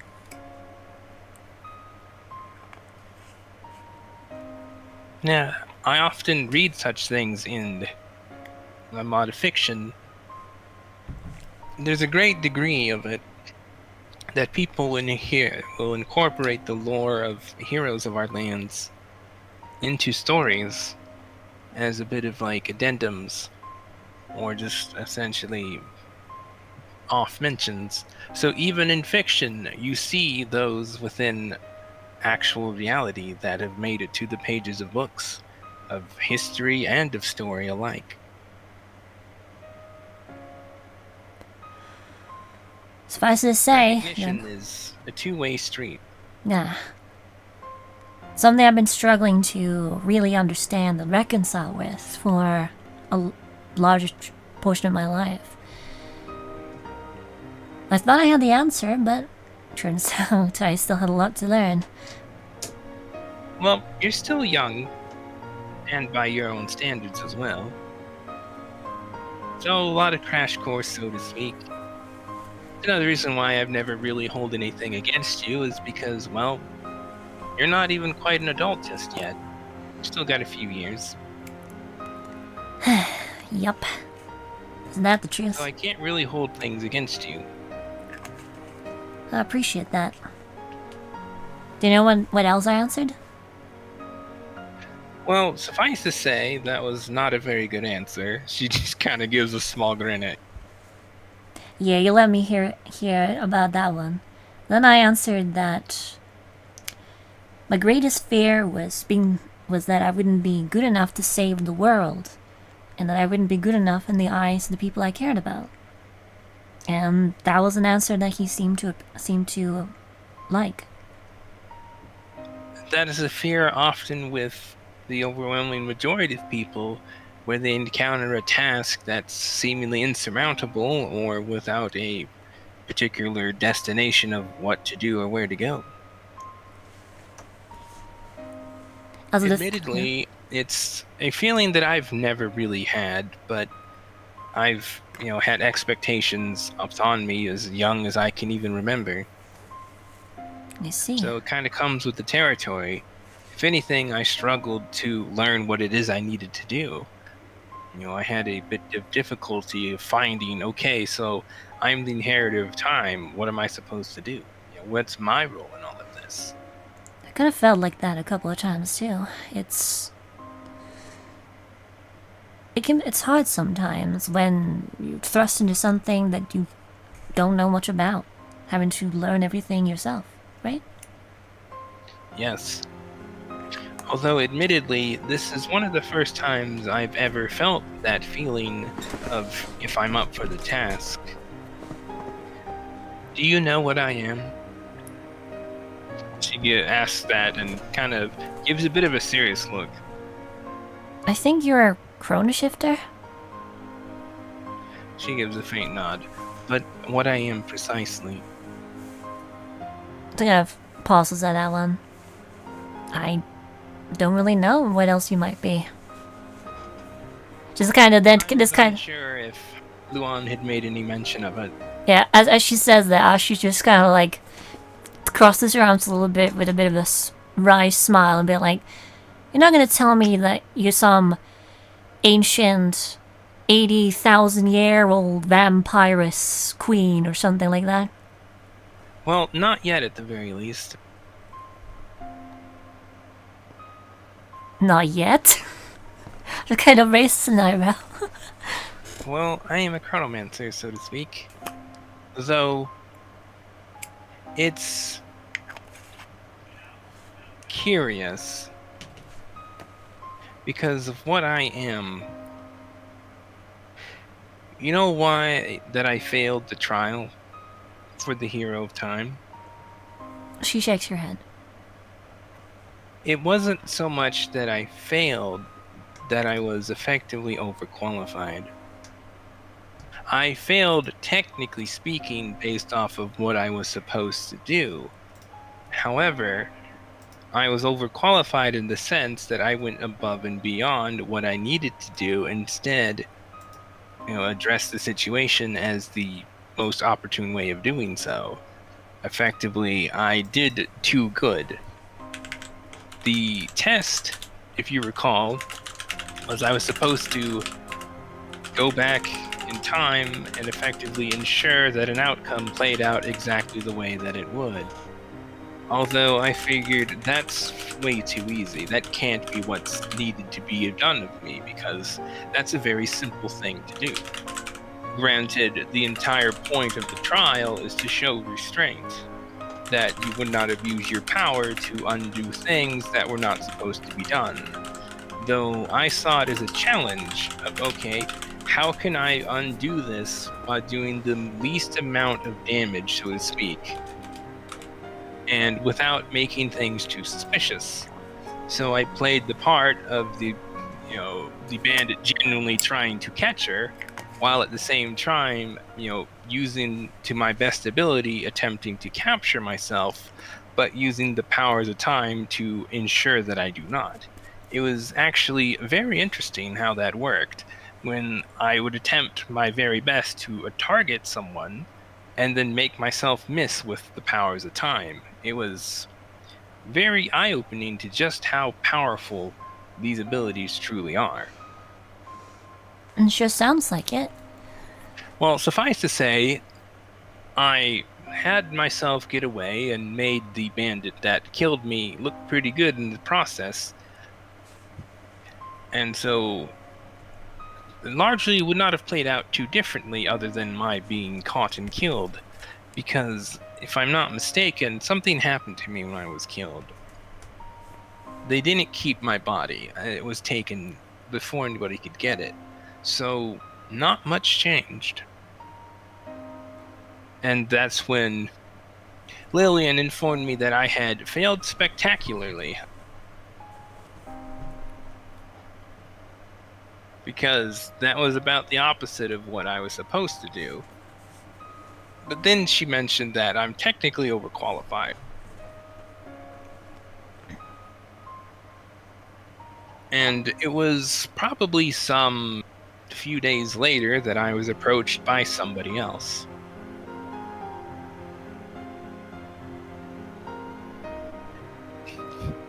You remember Lady Maria?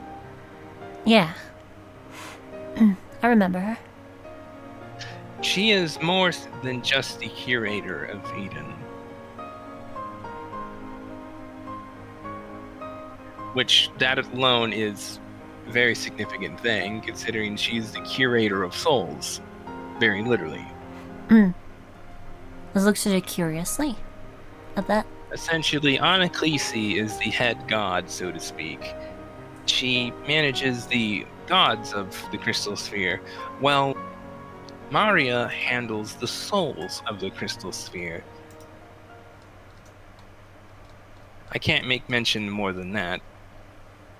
But, however, that's not what made her very unique. I see. How familiar are you with the cosmic hierarchy? That's an interesting question. I don't know exactly how much she knows. She knows a lot about Psy, and she knows a lot about Swedish. Cosmic hierarchy? Like, what's that? Yeah, she knows about the individual gods, but not necessarily a lot about the inner house stuff. Can I roll religion to see if she knows anything at all about Religion. it? Yeah. Okay. It's 8 plus.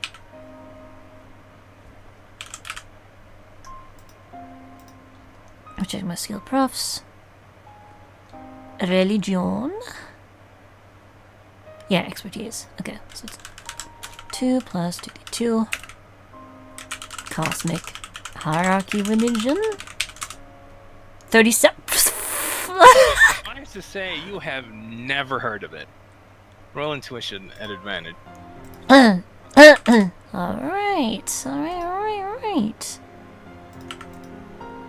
Let's see. Intuition. I'm very curious about that one, so I'm gonna autocrit with the inspiration that I just got. Jesus. And that's gonna be a 20 plus 3 plus D10. Double check something.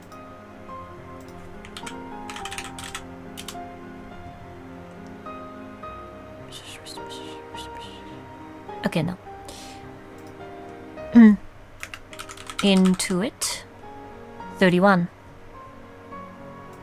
Based on how she said that, and that you've literally never heard of it before, and that it pertains to the curator of this crystal sphere, you're pretty sure that whatever this cosmic hierarchy is, it pertains to either the upper echelons of gods or perhaps even above that. It's gonna look kind of looks off for a moment. Well, I can't say I've ever heard of that. It does sound like it's something that has to do with the upper echelons of the gods.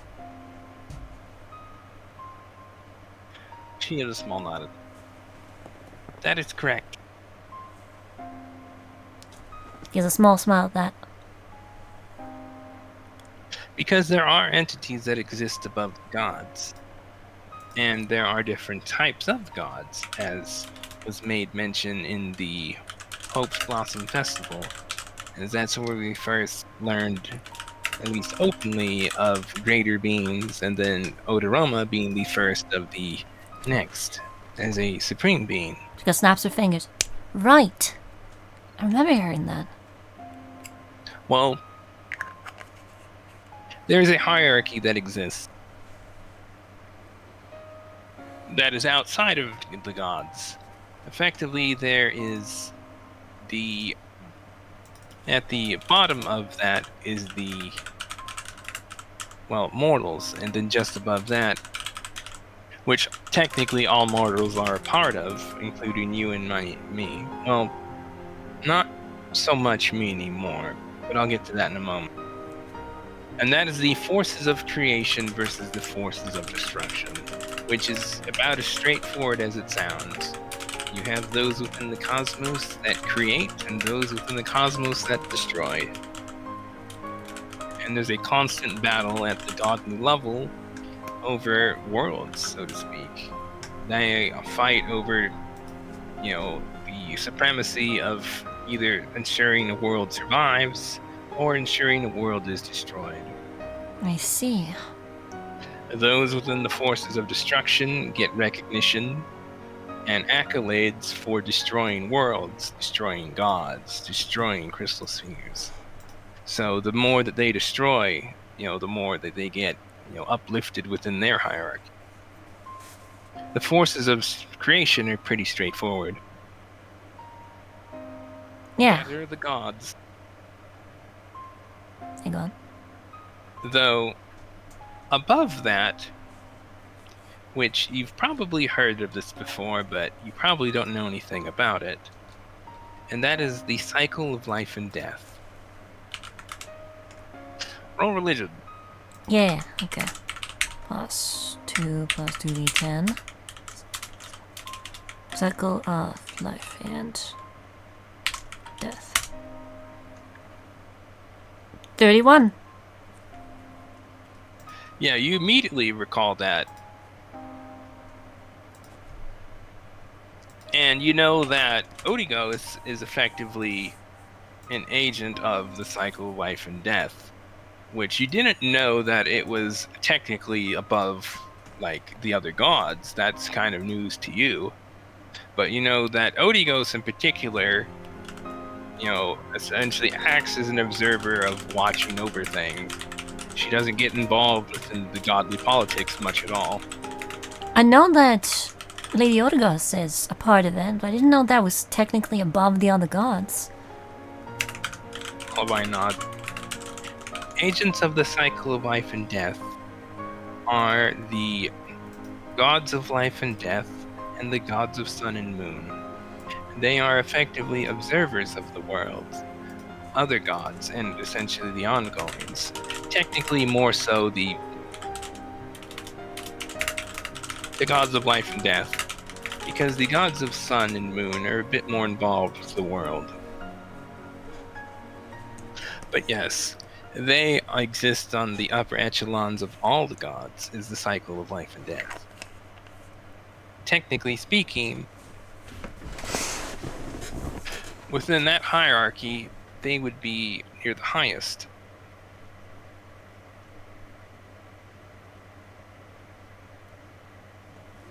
I think you're derped out again.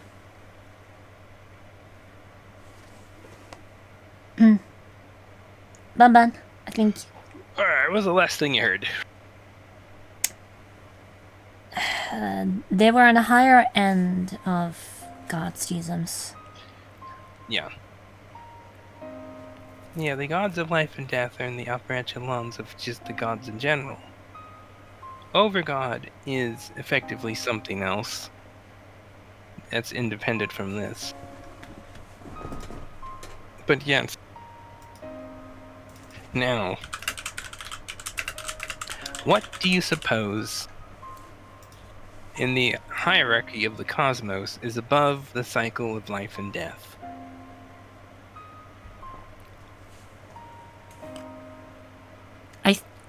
I wonder if Ashi would be able to figure that one out. I'm gonna have to probably roll for it based on knowledge that she has, right? Yeah, rule knowledge. Yes. So this would this be religion again? Yeah, this would be knowledge religion. Well, religion is usually knowledge. Disadvantage. Okay, roll again. D20. Okay, so it's a 12. No, not a 12. Derp. It's a 14. A derp.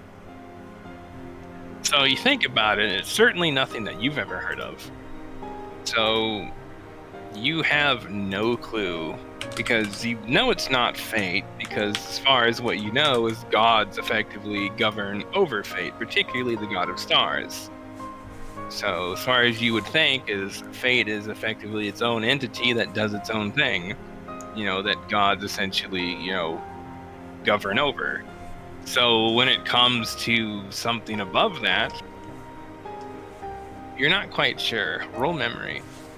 Okay, that I do with advantage. 2d20k. 1 plus 2 plus 3 plus d10. Mem. So I think. Wow. Ashi's rolls are funny. So thinking about your knowledge of religion and the dead end there, you think about, okay, what have you heard in regards to what might be higher than that?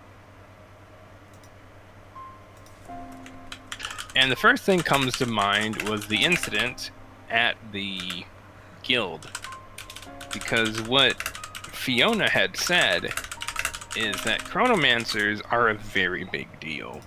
She didn't necessarily say anything about them as far as what they do, other than that they're supposed to be effectively mediators, like, people who are independent and essentially help the worlds as they see fit, based off of creation destruction. Which now that you think about it, you're like, oh, so that's how that ties in. So the only thing that comes to mind is chronomancers. Yeah, it's just like for a moment, that's gotta be the chronomancers, right? She shoots you a small grin. That is correct, though you'll be hard to find chronomancers that know this. because it is believed that time is below creation and destruction, that effectively they are subservient to it. However, that isn't the case at all.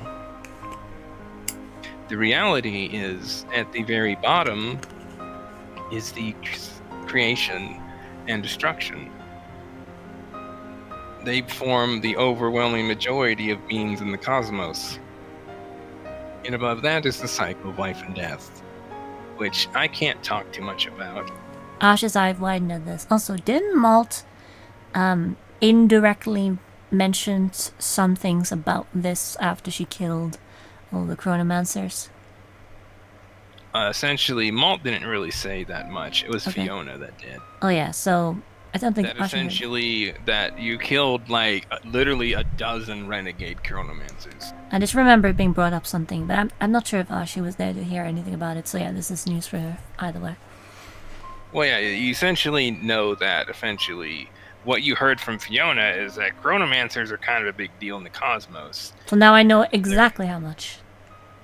Yeah, essentially, because you were there when she Yeah. talked about this and how effectively, that any one of them that go rogue can, be a very big deal of consequence because they can undermine things. Yeah. So a single Chronomancer can do a lot of harm. A single So- Chronomancer. Go on, sorry. Sorry, go on. No, like after thinking about that, it's like a single Chronomancer can undermine the course of history, sway it in a entirely different direction off the track that he was heading. It's quite terrifying to imagine. Olivine offers you a small grin at that. That is correct. And that is why Chronomancers, or to be more precisely, agents of time, are above even that of the cycle of life and death. Every Chronomancer, myself and Belinda, technically speaking, are above the gods themselves in terms of authority. But the overwhelming majority of the cosmos has no idea that this is how it exists. And that's because of the goddess of fate. And how they've been hunted down, so to speak. But I'll get to that in a moment. But yes, so above the cycle of life and death are the agents of time, the Chronomancers. And the basics of Chronomancers are effectively those who are not yet specialized, because specializing takes a considerable amount of time. Although, what we have is, I effectively had a specialization based off of what I became, but that aside, Belinda also had her specialization expedited for reasons I'm not really sure, honestly. But yes, so we have Chronomancers, then the specialized Chronomancers. And then, who do you suspect then governs over time? Who would be at the head of the agents of time? Well, I know, 'Cause but every tier has something of that degree. yeah, I know, but I don't think Ash necessarily would know. Would she? Ashi has no idea. Ash just kind of puts a hand to her chin. A single person who governs all the Chronomancers. I wouldn't have any idea. I've never read anything about this in my studies. It's one of those things that nobody really does because it's only been recently confirmed that chronomancy exists. The goddess of fate herself was the one that did so. Don't we only know about chronology and such stuff? Yes. And many chronologists and those within the academia theorized the existence of chronomancy, but there had been no substantial evidence to really support it other than, well, simply theory. Well, with Lady Starlight's confirmation that yes, this exists, chronomancy's been popping up a bit more. as the chronomancers that operate within this world, or the chronomancers, they don't need to be nearly as subtle anymore.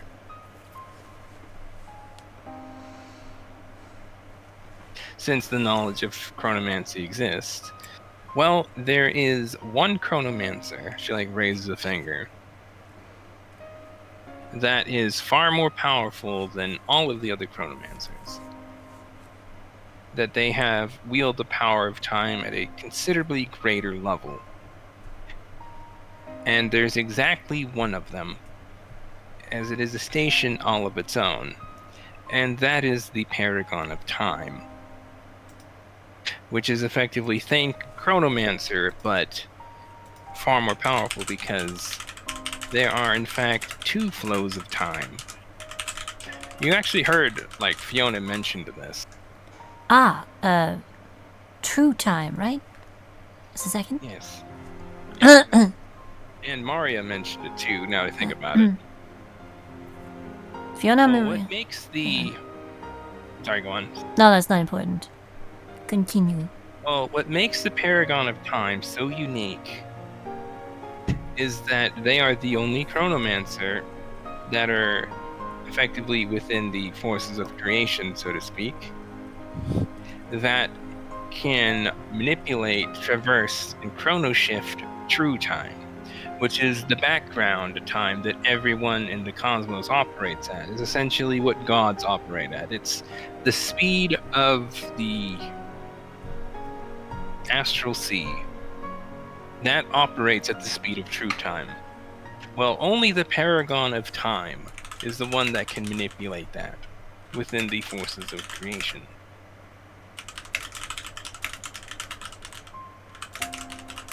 So they sit at the head of the Agents of Time, and suffice to say, that would then mean that the Paragon of Time is one of the highest authority beings in the cosmos, more or less. She kind of gives a small shrug at. She's just kind of taking her arm and just miming layers, stacking up Yeah. I think I'm starting to get the hierarchy.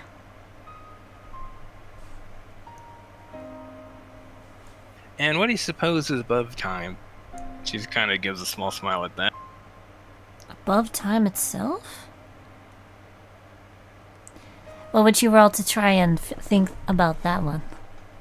Well, this one you recall, with her mention of time, the next comes, it's oh, well, then, since time was perceived to be lower, then fate was perceived to be lower than time, then, it would stand to reason that fate would be above that. So if I have the whole structure down right, then above time would be fate. That is correct. She just kind of goes, yes! Which is why malt is a very big deal.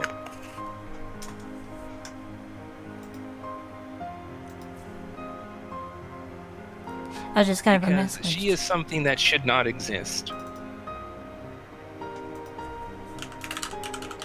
Which is someone that is aware of their nature, of what they are, as being an agent of fate. There's not very many of those. At all. But that's neither here nor there. Returning back to time. She just kind of gives a wry smile. The reason why I'm aware of Lady Maria, the witches, and a great other deal of things, and why I was concerned if I would be good enough for the task is, you aren't looking at the Paragon of Time. She just kind of smiles. Ash's eyes just kind of widen a bit. You're the... She gives a slow nod. Wow. How did that happen? Maria made me the Paragon of Time about a week or so after I had failed my trial, or the Hero of Time. because she said that I am exactly the person that she was looking for. Though it goes a bit deeper than that, but I'll get to that in a moment. Effectively, why I am here. There's only one paragon of time in the cosmos, and that happens to be me because things are happening here within Diotethys that have implications and will make waves across the cosmos long after our world is done for, be it existing or failing. Either way, I'm effectively here to run defense, for lack of a better term, to ensure that no chronomancers get too close to us, because I can stop them. Because normally you cannot chrono shift a chronomancer because they are timeless. Well, that only is insofar as the flow of mortal time. They are timeless in that. However, chronomancers are not timeless in regards to true time, hence why it is called true time. Meaning that a chrono shifter can be chrono shifted in true, or a chronomancer can be chrono shifted in true time. Meaning that I am the only chronomancer that can chrono shift other chronomancers. Which goes without saying that no chronomancer is going to go anywhere near me, because I am a genuine threat to them. So I'm effectively acting as a glorified guard dog, so to speak. She just kind of grins at that. As I don't really have any work to do other than just, well, stay near you guys, more or less. I was just imagining. At least for the time being. I was just imagining Olivine as a goth chihuahua. Just like, yap, yap, yap, just like barks, and all these bigger dogs are like, oh, just run away from the yappy chihuahua. Well, I would say your bark's worse than your bite, but clearly it's the other way around.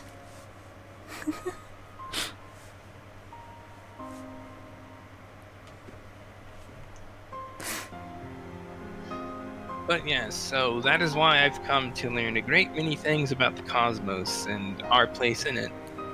Our world is more important than you could possibly imagine, as what is happening is we are set a tremendous degree of new cosmic standards, to the degree that, for lack of a better term, that it would establish effectively a new cosmic order.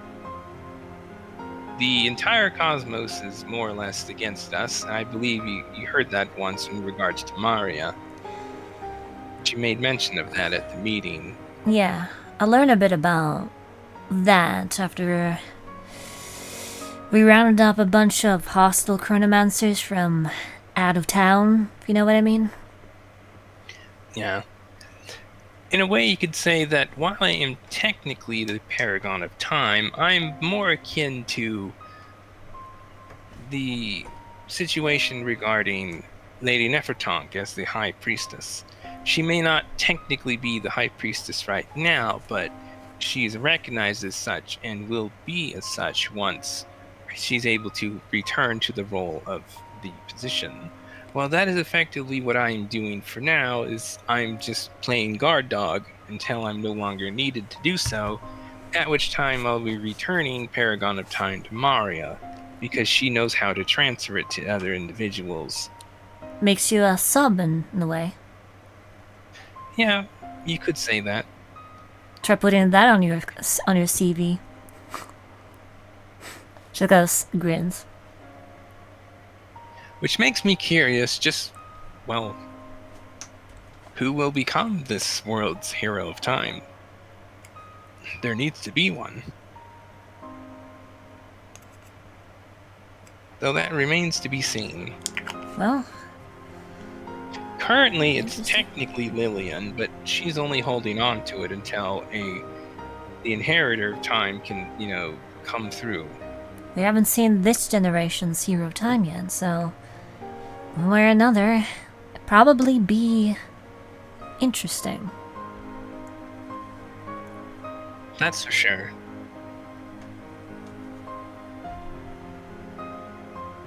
So I imagine we will meet them at some point.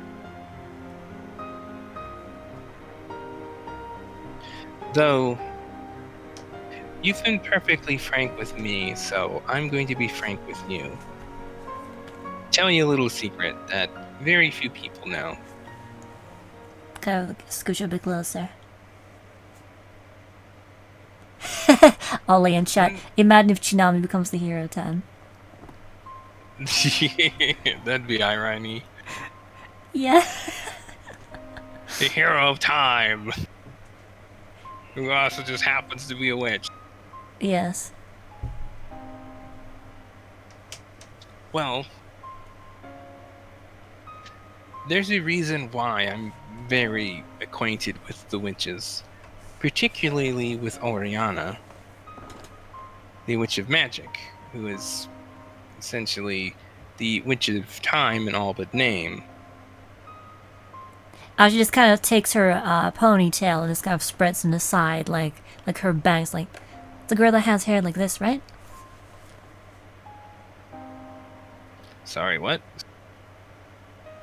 Then she just kind of takes her own hair and parts a little bit. She's kind of got the long ponytail, just kind of splits on the side to mimic her bangs. Because I don't think Ashi's really seen her more than like once or twice.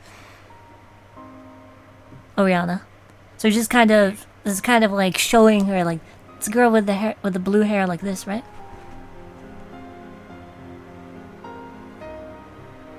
I believe Oriana has mostly straight hair. Oh yeah, okay, I do. It's Fasella that has hair like that. Yeah, it is. It just I haven't seen her token in a long while. Yep. No, Ashi would know. Really, really long blue hair. Yeah, so Ashi would know. So scratch that. She's just be like, I've seen her once or twice. Yeah. Yeah, that little girl is actually no little girl. I think she's tagged along with Leonidas. Seem pretty close, from what I could tell. They are siblings. Smiles at that. Technically, she's older than him. So, not by much. That makes sense. Though she just simply goes by being apparently a girl because that's just makes everything easier. But that is a woman. She's just had a very curious incident regarding her essence, but that is neither here nor there. But anyways, the reason why I'm so familiar with her is because of what I am. What else I am. Or rather, what I am not. Because the truth is, if you recall, think back to when I had failed the test regarding time. You ever notice that there was anything a little off about me? Yeah. I was a bit quiet. Seemed to forget some certain things. Yeah. Asked a lot of questions. Yeah, I was wondering about that. In the past, you just wouldn't shut up, to be honest. And you had a very different look in your eye when you emerged from it. It was kind of shocking. And then you asked us that question. What does death have a way of doing? I was genuinely surprised that none of you had heard me say that before. That's because I never died. Here. Yeah. You said that you were supposed to die back in your trial. That's because I did. Though, not here, she points at the ground. Because the truth is, I am not the same Olivine that you've come to know. Kind of looks at her curiously at that. I effectively switched with her at that point of when I had failed the trial. In fact, it is precisely because I did what I did that I was fished to be brought here by none other than Oriana herself. Apparently, she sought through the Book of Creation, which keeps all of creation in it quite very literally, to find the... She just kind of like laughs as she like goes to like say this. The best olivine that she could find, and then bring that here. As silly as that sounds. She had intended to do so with all of us, actually. Though All of us? it took an incredible amount of time that she just gave up after the first person. But the first person was myself. And the olivine that you had come to know had actually given up her position, so to speak, willingly. So my consciousness was all that existed, and I effectively took her body and soul. I feel a bit guilty in regards to it, but she is me, and she knew why this had to be done, so she did so willingly. But here's the part that doesn't sit well with me, is that I technically don't exist. She did... See, Oriana didn't just go fish me up from some other timeline or something, so to speak. She found me in a hypothetical future, as in one that did not exist.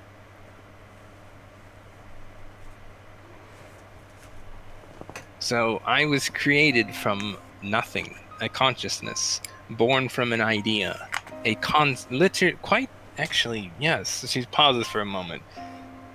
I am very literally a concept made manifest. So in a way, I am more akin to a god than I am a mortal. Which I've never really thought about it that way. So she effectively created my consciousness and took that and placed it here. From my perspective, as far as I'm aware, I'm as real as can be. I've had my own life, my own experiences. The only difference is they never actually happened. She just looks contemplative at that before she speaks up. Well, as for the gods, what they do is based in faith. When you perceive them, when you acknowledge them, and when you think about them, they become stronger, more real in your life. That's why they're able to empower themselves and do all the things that they can do. So, with that in mind, I'm looking at you. You seem real enough to me. And that is precisely how Lady Oriana was able to effectively create me. She willed me into existence, my consciousness.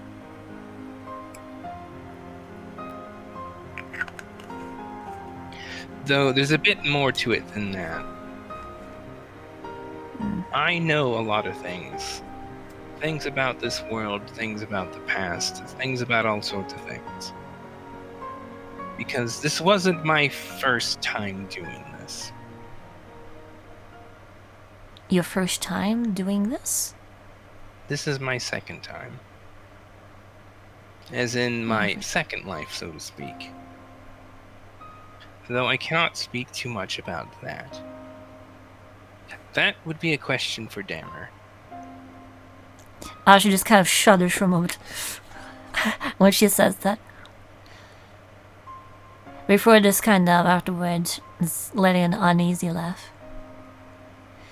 Well, everyone wasn't expecting such a detailed lecture about the cosmic hierarchy and how you fit into all of this. I was kind of just nervous about screwing things up again with you. Delivering gifts. Meanwhile, I'm worried about all of you getting killed by who knows what else comes along. I'm effectively the last line of defense to ensure that nothing happens to any of us. And sometimes have it rough, don't they? Yep, for beings that have all the time in the world, we cannot get back one flow of time. There's one time that we can never get back, and that is our own time.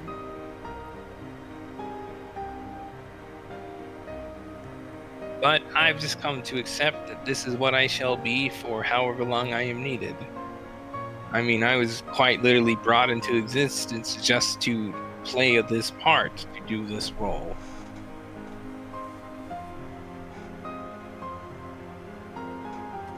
In a way, my existence is quite delicate, as I have nothing to suggest to my own existence than where I quite literally stand right now, because my memories are just that. Memories of things that never happened, that don't exist. It's a very existential thing when you really think about it. But I've come to terms with that over my very short existence. She just kind of grins at that. I just kind of flashes her a smile. Hey, Olivine, you should probably finish your cheesecake too. Yeah. She kind of like waves her hand dismissively for taking a big bite of it. I'm watching you. But Yeah, go on. I would appreciate if you didn't tell others about this, because the only ones that really know, she points to Catherine and Margarita. I went slowly at that. Huh. Margarita is something unique herself, but it's a bit different. Nothing like me, that's for certain. Should ask her But about it she's sometime. also very unique. You can ask her about it sometime. I imagine she'll tell you. It's not a big secret like me. Don't worry. I don't want to spill deep secrets like that. And also, and then she raises a finger. Oh, and I didn't tell Bella either. I imagine you didn't. You probably would not be here right now if that were the case. Just kind of grins. I'm glad you have that much faith in me. Well, I've come to get to know a lot of you over this time that I've been around.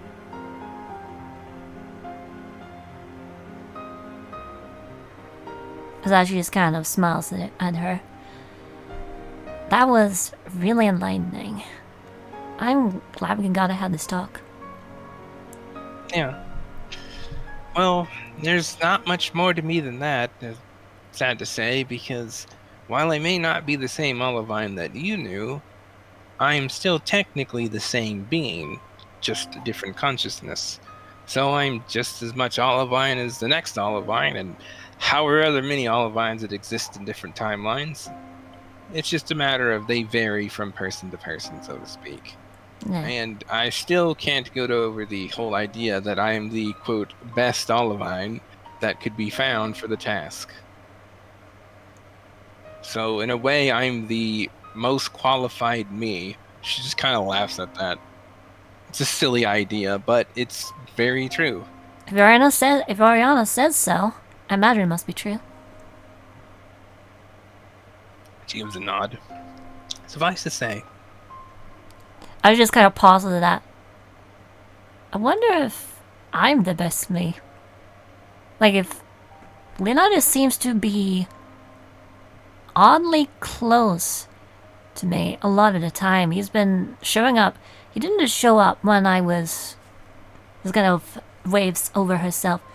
When I was trying to unlock my power, the power of my mind. He also showed up just out of the blue to take an attack at me, to show me how to use new abilities that I unlocked when we went to the deep. so you have the manifestation of the mind. I imagine you've used... Right, that. Bella, I think, also has that. Wait. She holds up a palm. Repeat that again? Bella has that. No, before that. Oh. She said... About the ethereal plane. Yeah, she's like... Up, and then we went to the deep, and I guess that also unlocked something in me. Because then... She just looks at you just wide-eyed, like, it almost like disbelief. We went to an... Into the deep ethereal plane. Yeah, we found an. Everywhere, just clouds of ether. You can do pretty much anything with it. Yep. All of us went there because we found All of you? She's just like, what? We found an intact, I think it was called an Aether attunement cell somewhere in the AAL. There was an intact Aether attunement chamber in the AAL? Yeah. We all went there, but Lynn... She points at you candidly. That is no accident. Like someone left it there for us to find? No. This is fate. In other words, this is Starlight's doing. Well, a lot of things happened recently between Bella manifesting her mind, Nefertong seeming to do so, me learning that I'm a precog and a retrocog, and also I got something called red magic too. I'm thinking about it. What? She's just like, what? She like actually like stands up at that. She just like see us like, careful, don't knock everything over.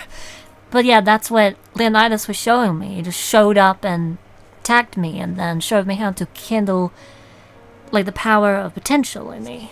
Now I know how to attack really good, I guess. You do realize that no mortal in existence has been able to use that yet, right? You are the first. She just blinks. No? She just kind of like face palms, like.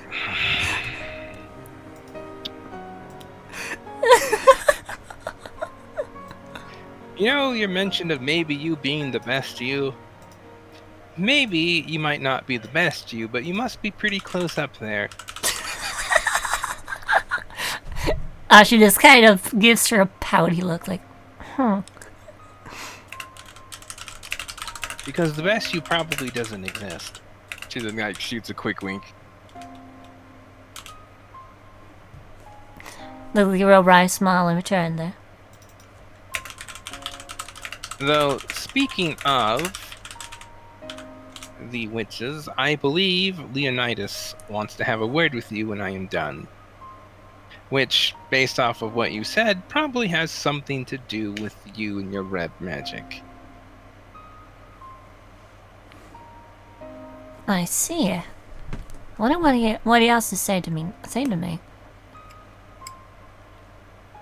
Well, that's business that's, well, technically above me and more important than myself, because the witches operate outside of the cosmic hierarchy at the highest end, so they are effectively what amounts to be agents of fate without actually being agents of fate.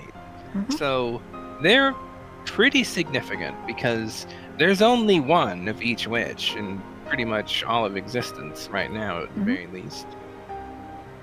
Well, yeah, just to update you, Bella's manifestation looked to be permanent. Mine's not. I'm gonna have to try really hard She to just looks at you just dumbfounded.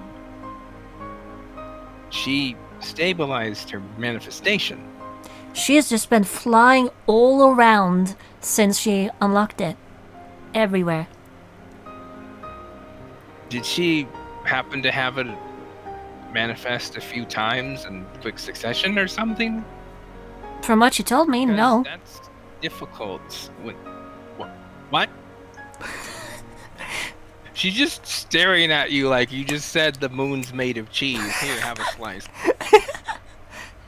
She said that was her first time, and she just listened to the voice of, I think it was Oriana? Yeah. Yeah, the voice of Oriana, and that helped her. And then she's been stuck with that cape ever since. The Queen of Darkness, indeed.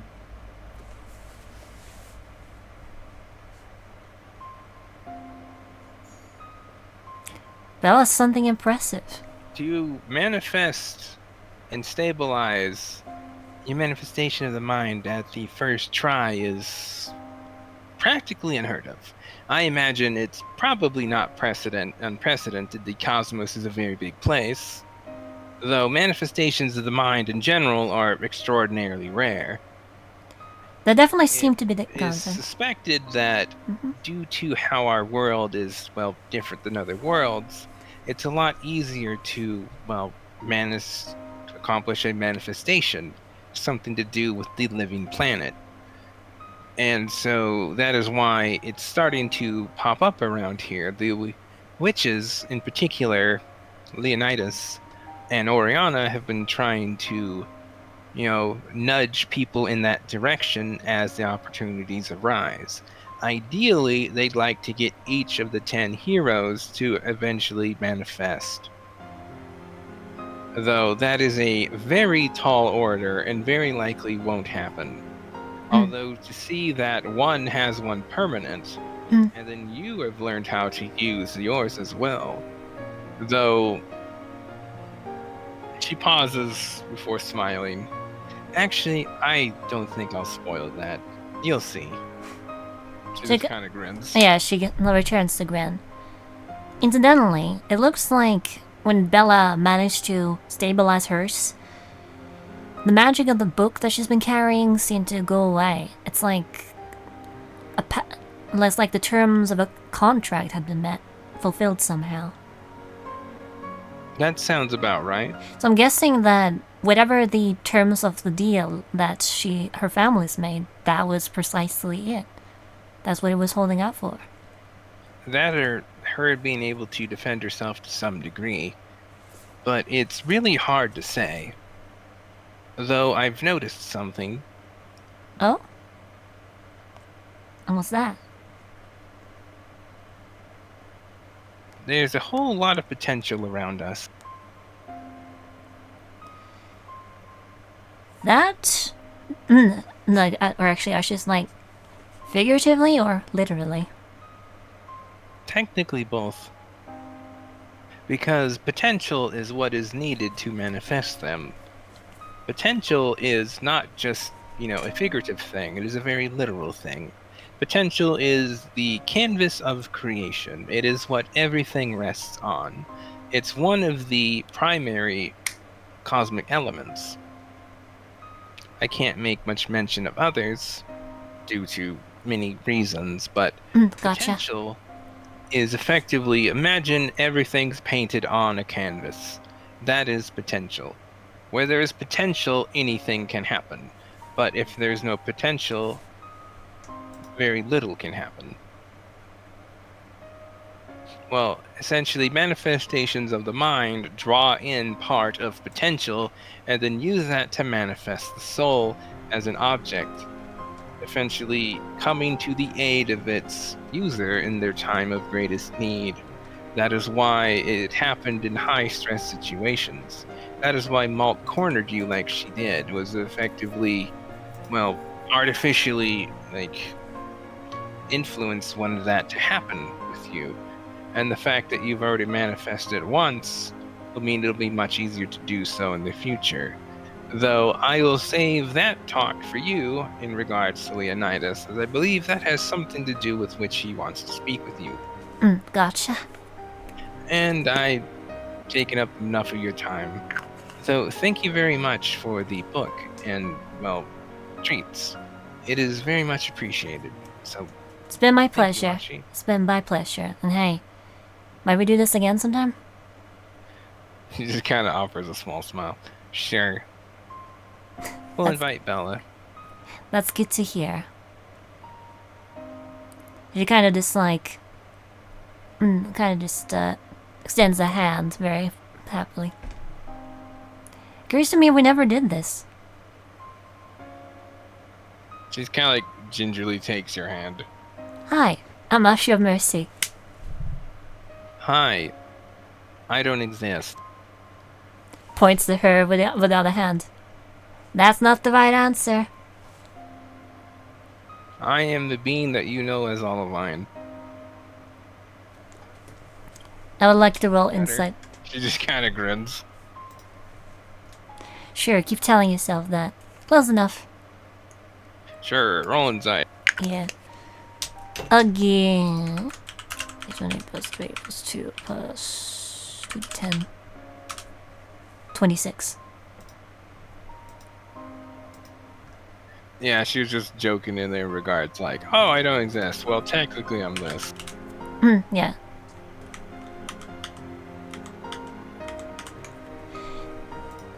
So that's it. So, Yes, I dare not mention this to anyone else because it can be seen as all sorts of different ways, even betrayal in some regard. Particularly, I'd be very difficult for me to make mention to it to Adelheid, or Bella, or Rulu, and, well, yeah, she just kind of like trails off. and she's talking about the fact that she's a different Olivine, right? Yeah, she's a different person, technically. Okay. Like different people would look at it different ways. She'd just prefer not to risk that. Well, I don't Because know. while she's still technically Olivine, she's not the Olivine those came to know. It's a complicated scenario. It's a complicated situation for sure, but I don't know. Maybe they come I around. imagine I'll eventually make mention of it to some of them in time, but now is not that time. That's What fair. is this time, she points at you, is for you to go have your date with Destiny. So it seems. I'll catch you later, Olivine. Thank you as well. She So- gives a small nod.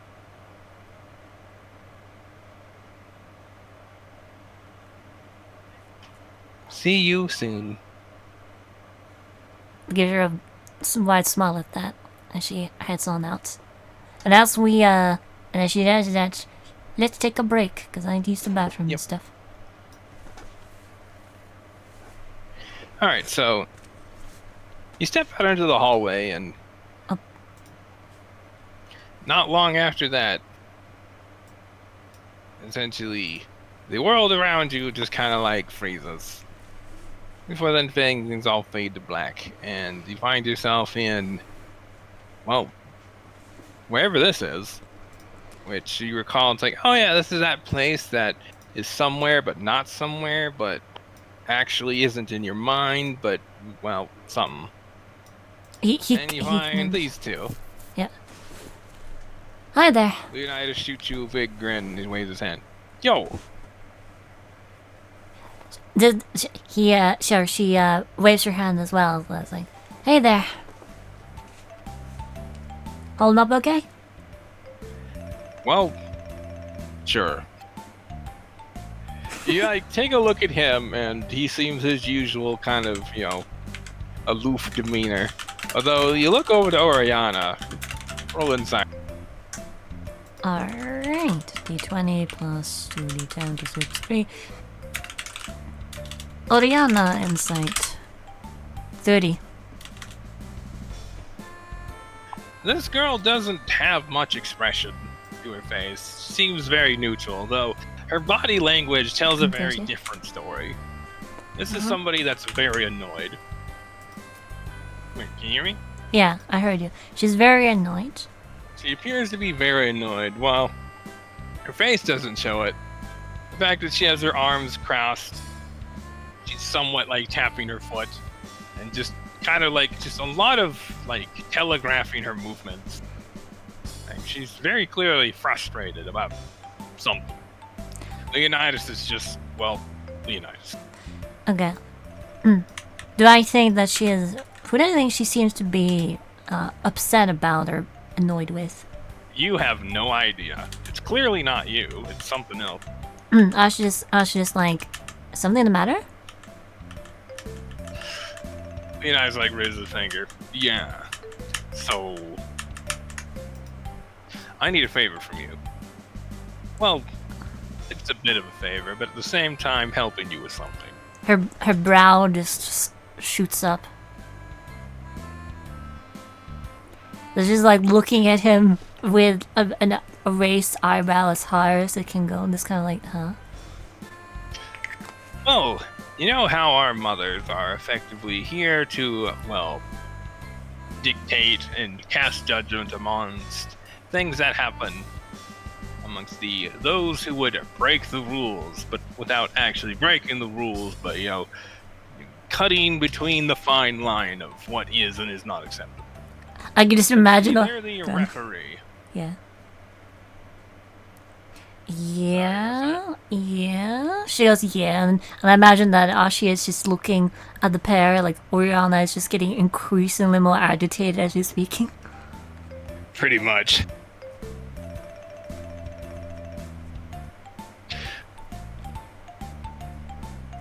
Well, suffice to say, there's been an incident regarding a divine champion of an foreign god who's been skirting around some of the rules. One of them in particular, which is the one set in place by Lady Aroma herself, which is that people are not supposed to do long distance teleportation outside of teleportation circles.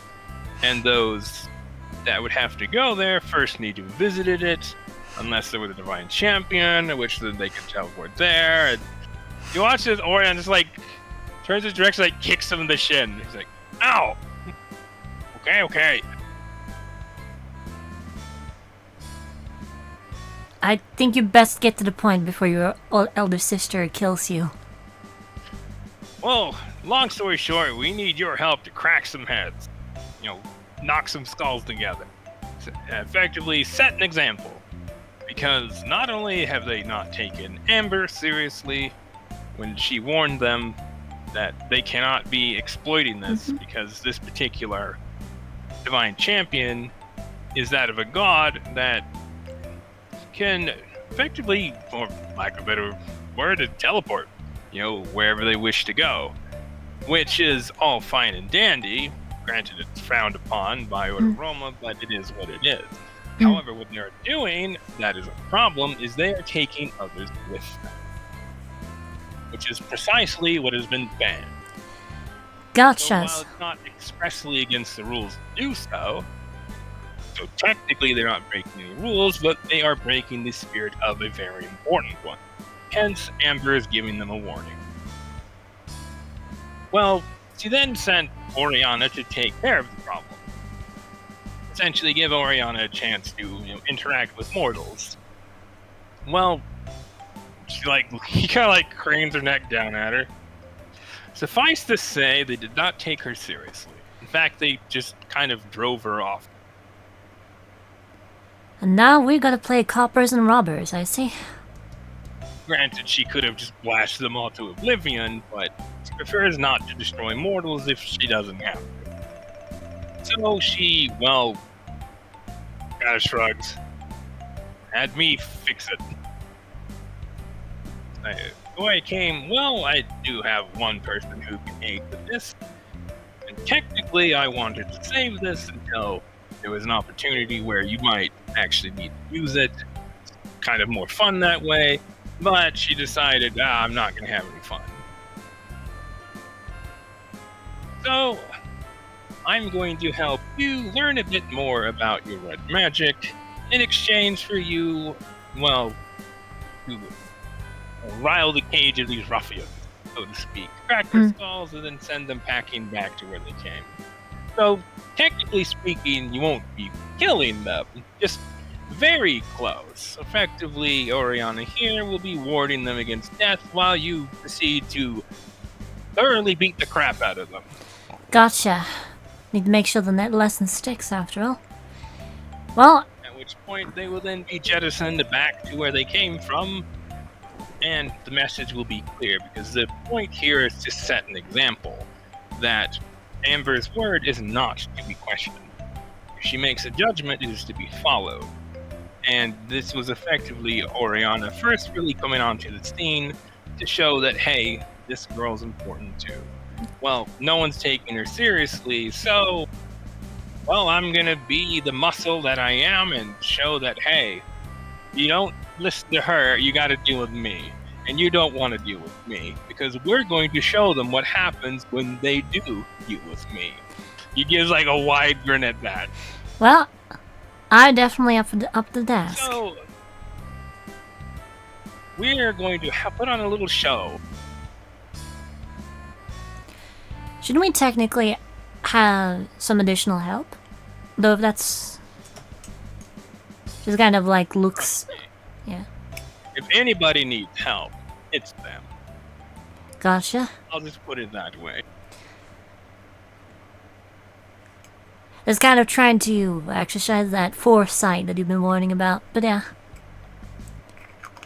Well, after giving it some thought and having watched your interactions, you seem to be making progress in regard to what we talked about. So, between that and Oriana, well, saying that I need to stop farting around and just get to the point with you getting your power and then being able to use it, he just gives a large shrug. She's no fun sometimes. He just like kicks him the shin again. Ow! The only time you'll ever see Oriana act like a big sister. Even if she still has this little sister energy. So what had happened is that this person got a lot of their allies together, teleported over here, and they're actually set to ambush you all as you leave. About not quite an hour outside of town or so. They were to effectively spring an ambush on you. Well, we're going to ambush the ambushers before they're even ready. Good grief. Well, thanks for the heads up. Let's waste no time wasting those bastards. Yeah, hence my saying that we're going to set an example, because not only are they exploiting something they're not supposed to do, they're exploiting it to go after your group, which is kind of a no-go zone for anybody of considerable power. Granted, a divine champion is within that right to do so, but they cannot empower themselves. So, it'll be very interesting when a perfectly normal divine champion tries to fight you. In fact, I'm almost certain that he's probably going to use his divine power despite not being allowed to. In fact, Oriana's pretty much think that that's the point, is to get these guys to screw up, just so we can really drive the nail in.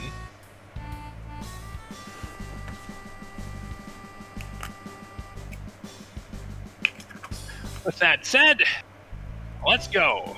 He just snaps his fingers Alright. and you're in a forest somewhere. Well, not in a forest, but a wooded area.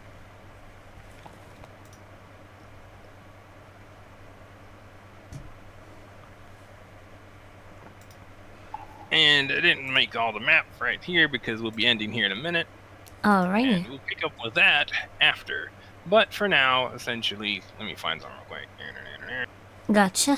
I was wondering because, yeah, it would have been a bit longer if we had progressed past here. Yep. Let's see.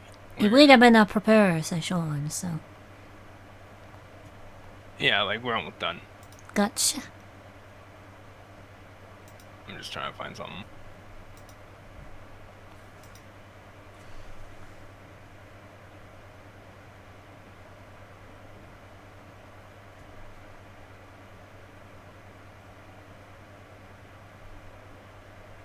So basically, this is the warning: don't do this shit. And next time, it's like, well, you were warned. Essentially, You're done they now. got their warning, and that was Amber. Then they got their last warning, which is Oriana. And now it's like, okay, this is what happens when you don't listen. Because you deal with this guy. This is the third warning, except it's Lobotomy Corporation. Yeah, but Yeah, shouldn't they pretty just much. Shouldn't they just be fucking given the Merkel treatment and kicked off of Diothetis or killed? Yes, hence the third warning. Yeah, essentially, it's Well- like she's like the Aleph that's coming out to their little camp. Well, yeah, but you're not killing them. Yeah. You're just beating them within an inch of their life. Uh-huh. Isn't that a bit too merciful? Well, Because it's it more needs to listen. so, you know, it's like you need survivors to tell the tale. Precisely. That's fair enough. Because if you just blow them away, people will be like, "What happened to Bob? Where did John and Hargerberga Durga, the god of Herpaderp, where'd they go?" I'm trying to think of. And it's like out if of that all was the case, gods- Oriana would have just exploded all of them. Yeah. And be like, all right, problem solved. But no, she's like, see, this is going to be the one warning that they get before. It's not going to be warded from death. It's just going to be someone really powerful is going to show up and just slaughter you. Because this is essentially we could do this to you at any point. So Yeah. don't do this again. Essentially, this is like the shock before the electrocution. You touch the fence again, we're going to hit you with the full amperage and kill you. But just so you know, don't do it again.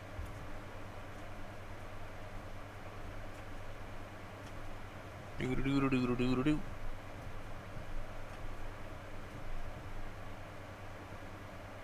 Let's see here.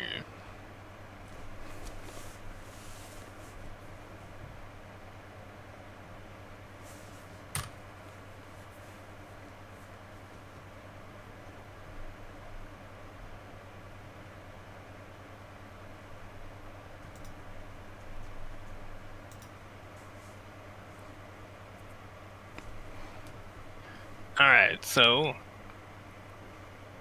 as you find yourself in like a wooded area, you notice that Leonidas and Oriana aren't with you.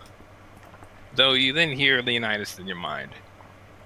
Look over to the northwest. Wordlessly turns in that direction. You'll see that there's like an encampment over there. This is quite a ways off from the road. It's about a mile or so away from the trail, but this is where they're essentially staging to get ready. And it's going to be a pretty sizable force that's coming after you all because, well, suffice to say, they're taking you very seriously. Well, if only they would take us that seriously. Anyway, just wander on over there until you get their attention, and they'll probably question, who are you? And we'll tell them that you're here to clean up. And if they ask why, say that they should have listened to Oriana. A small smile that swims on her face. Alright, got it. Yeah, effectively, like, Lady Oriana sends her regards. Yep. Alright, so you then kind of like wander on over there. And as you get to be a couple 100 feet away, you see an arrow land right in front of you, like a warning. Don't even flinch. Keep on approaching.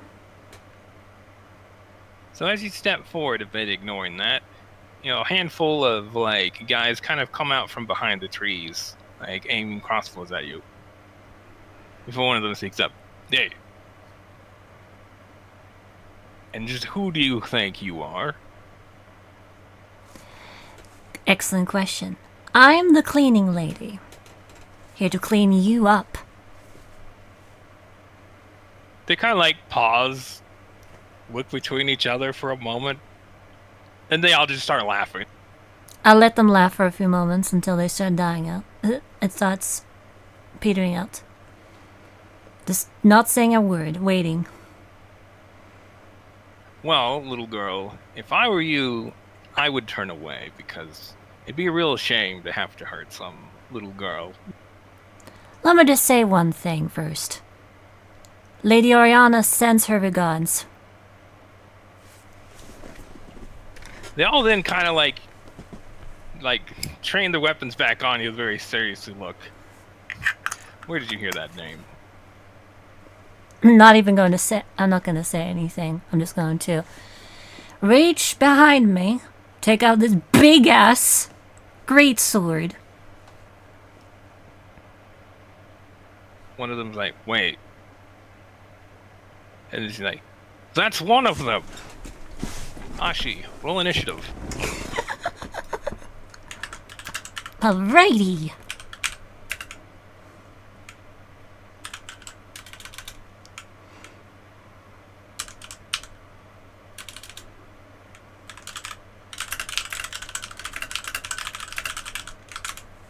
That's a 20 total. Alright. Let's see here. Doodle-doodle-doo. So, as right as it looks like, essentially a fight is about to break out.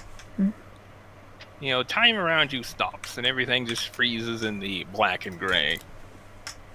Before then fading to black again. Where you find Leonidas and Oriana. Oriana looking still a bit annoyed, but less so. And then Leonidas points at you. Alright, so There's one more thing for you to find within yourself. I admittedly was, well, hiding it from you for the time being. Uh-huh. This guy who crosses her arms. Let me find something real quick.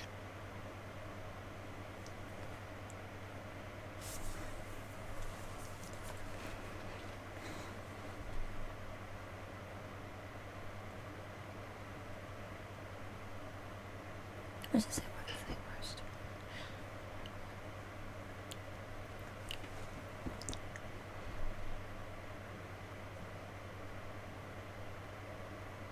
Alright.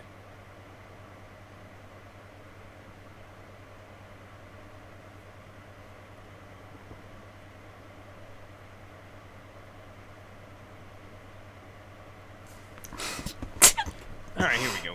Mm-hmm. So he then kind of speaks up. Look within your mind once more and look for another spark. Though this one might be a bit more obvious than the other ones. Again, just raise an eyebrow before proceeding to do as asked.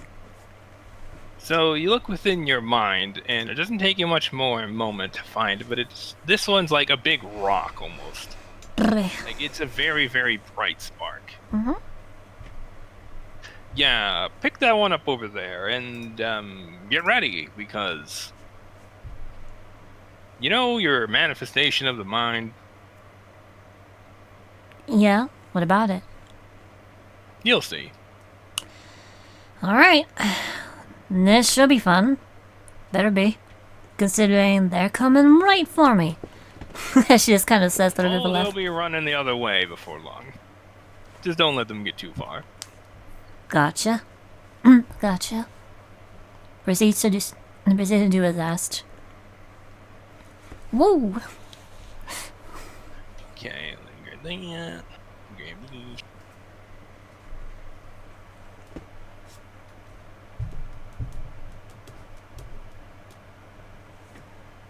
So, as you touch the spark, much like the other ones as they kind of like washed over you, well, as soon as you touch this one, it feels as if a fire rages through you. And you feel very different. You feel very powerful. And before you even realize it, you're back in the woods around all these people, and they're looking at you, like, looking a bit hesitant because you're different. How different? And you notice, like, within the corner of your eye, where is this at? Here we go. I'm not gonna notice- make a show of looking, but yeah, as you say, corner eye. You notice hair, but not your hair, but is your hair. And then you notice that you're not wearing the same attire. In fact, there's quite a bit different about you. As power roars through you, and you feel that you have changed. Because your hair is not the same, nor is another. As you feel power, and this happened. Synchronization? Oh no. Gotcha. You're still you. You're just different. Interesting.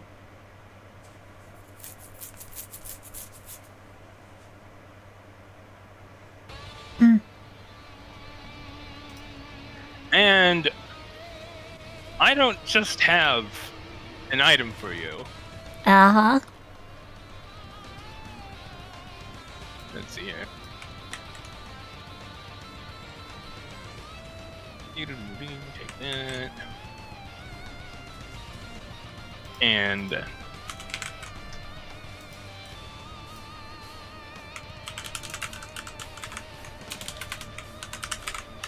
you get this. A stat block. Amazing.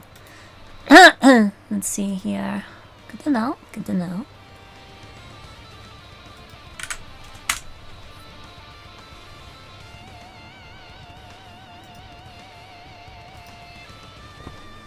And that is where we'll end this. Then we'll look over this. Ooh. Alrighty. Bigger one. Next time. Are you starting it?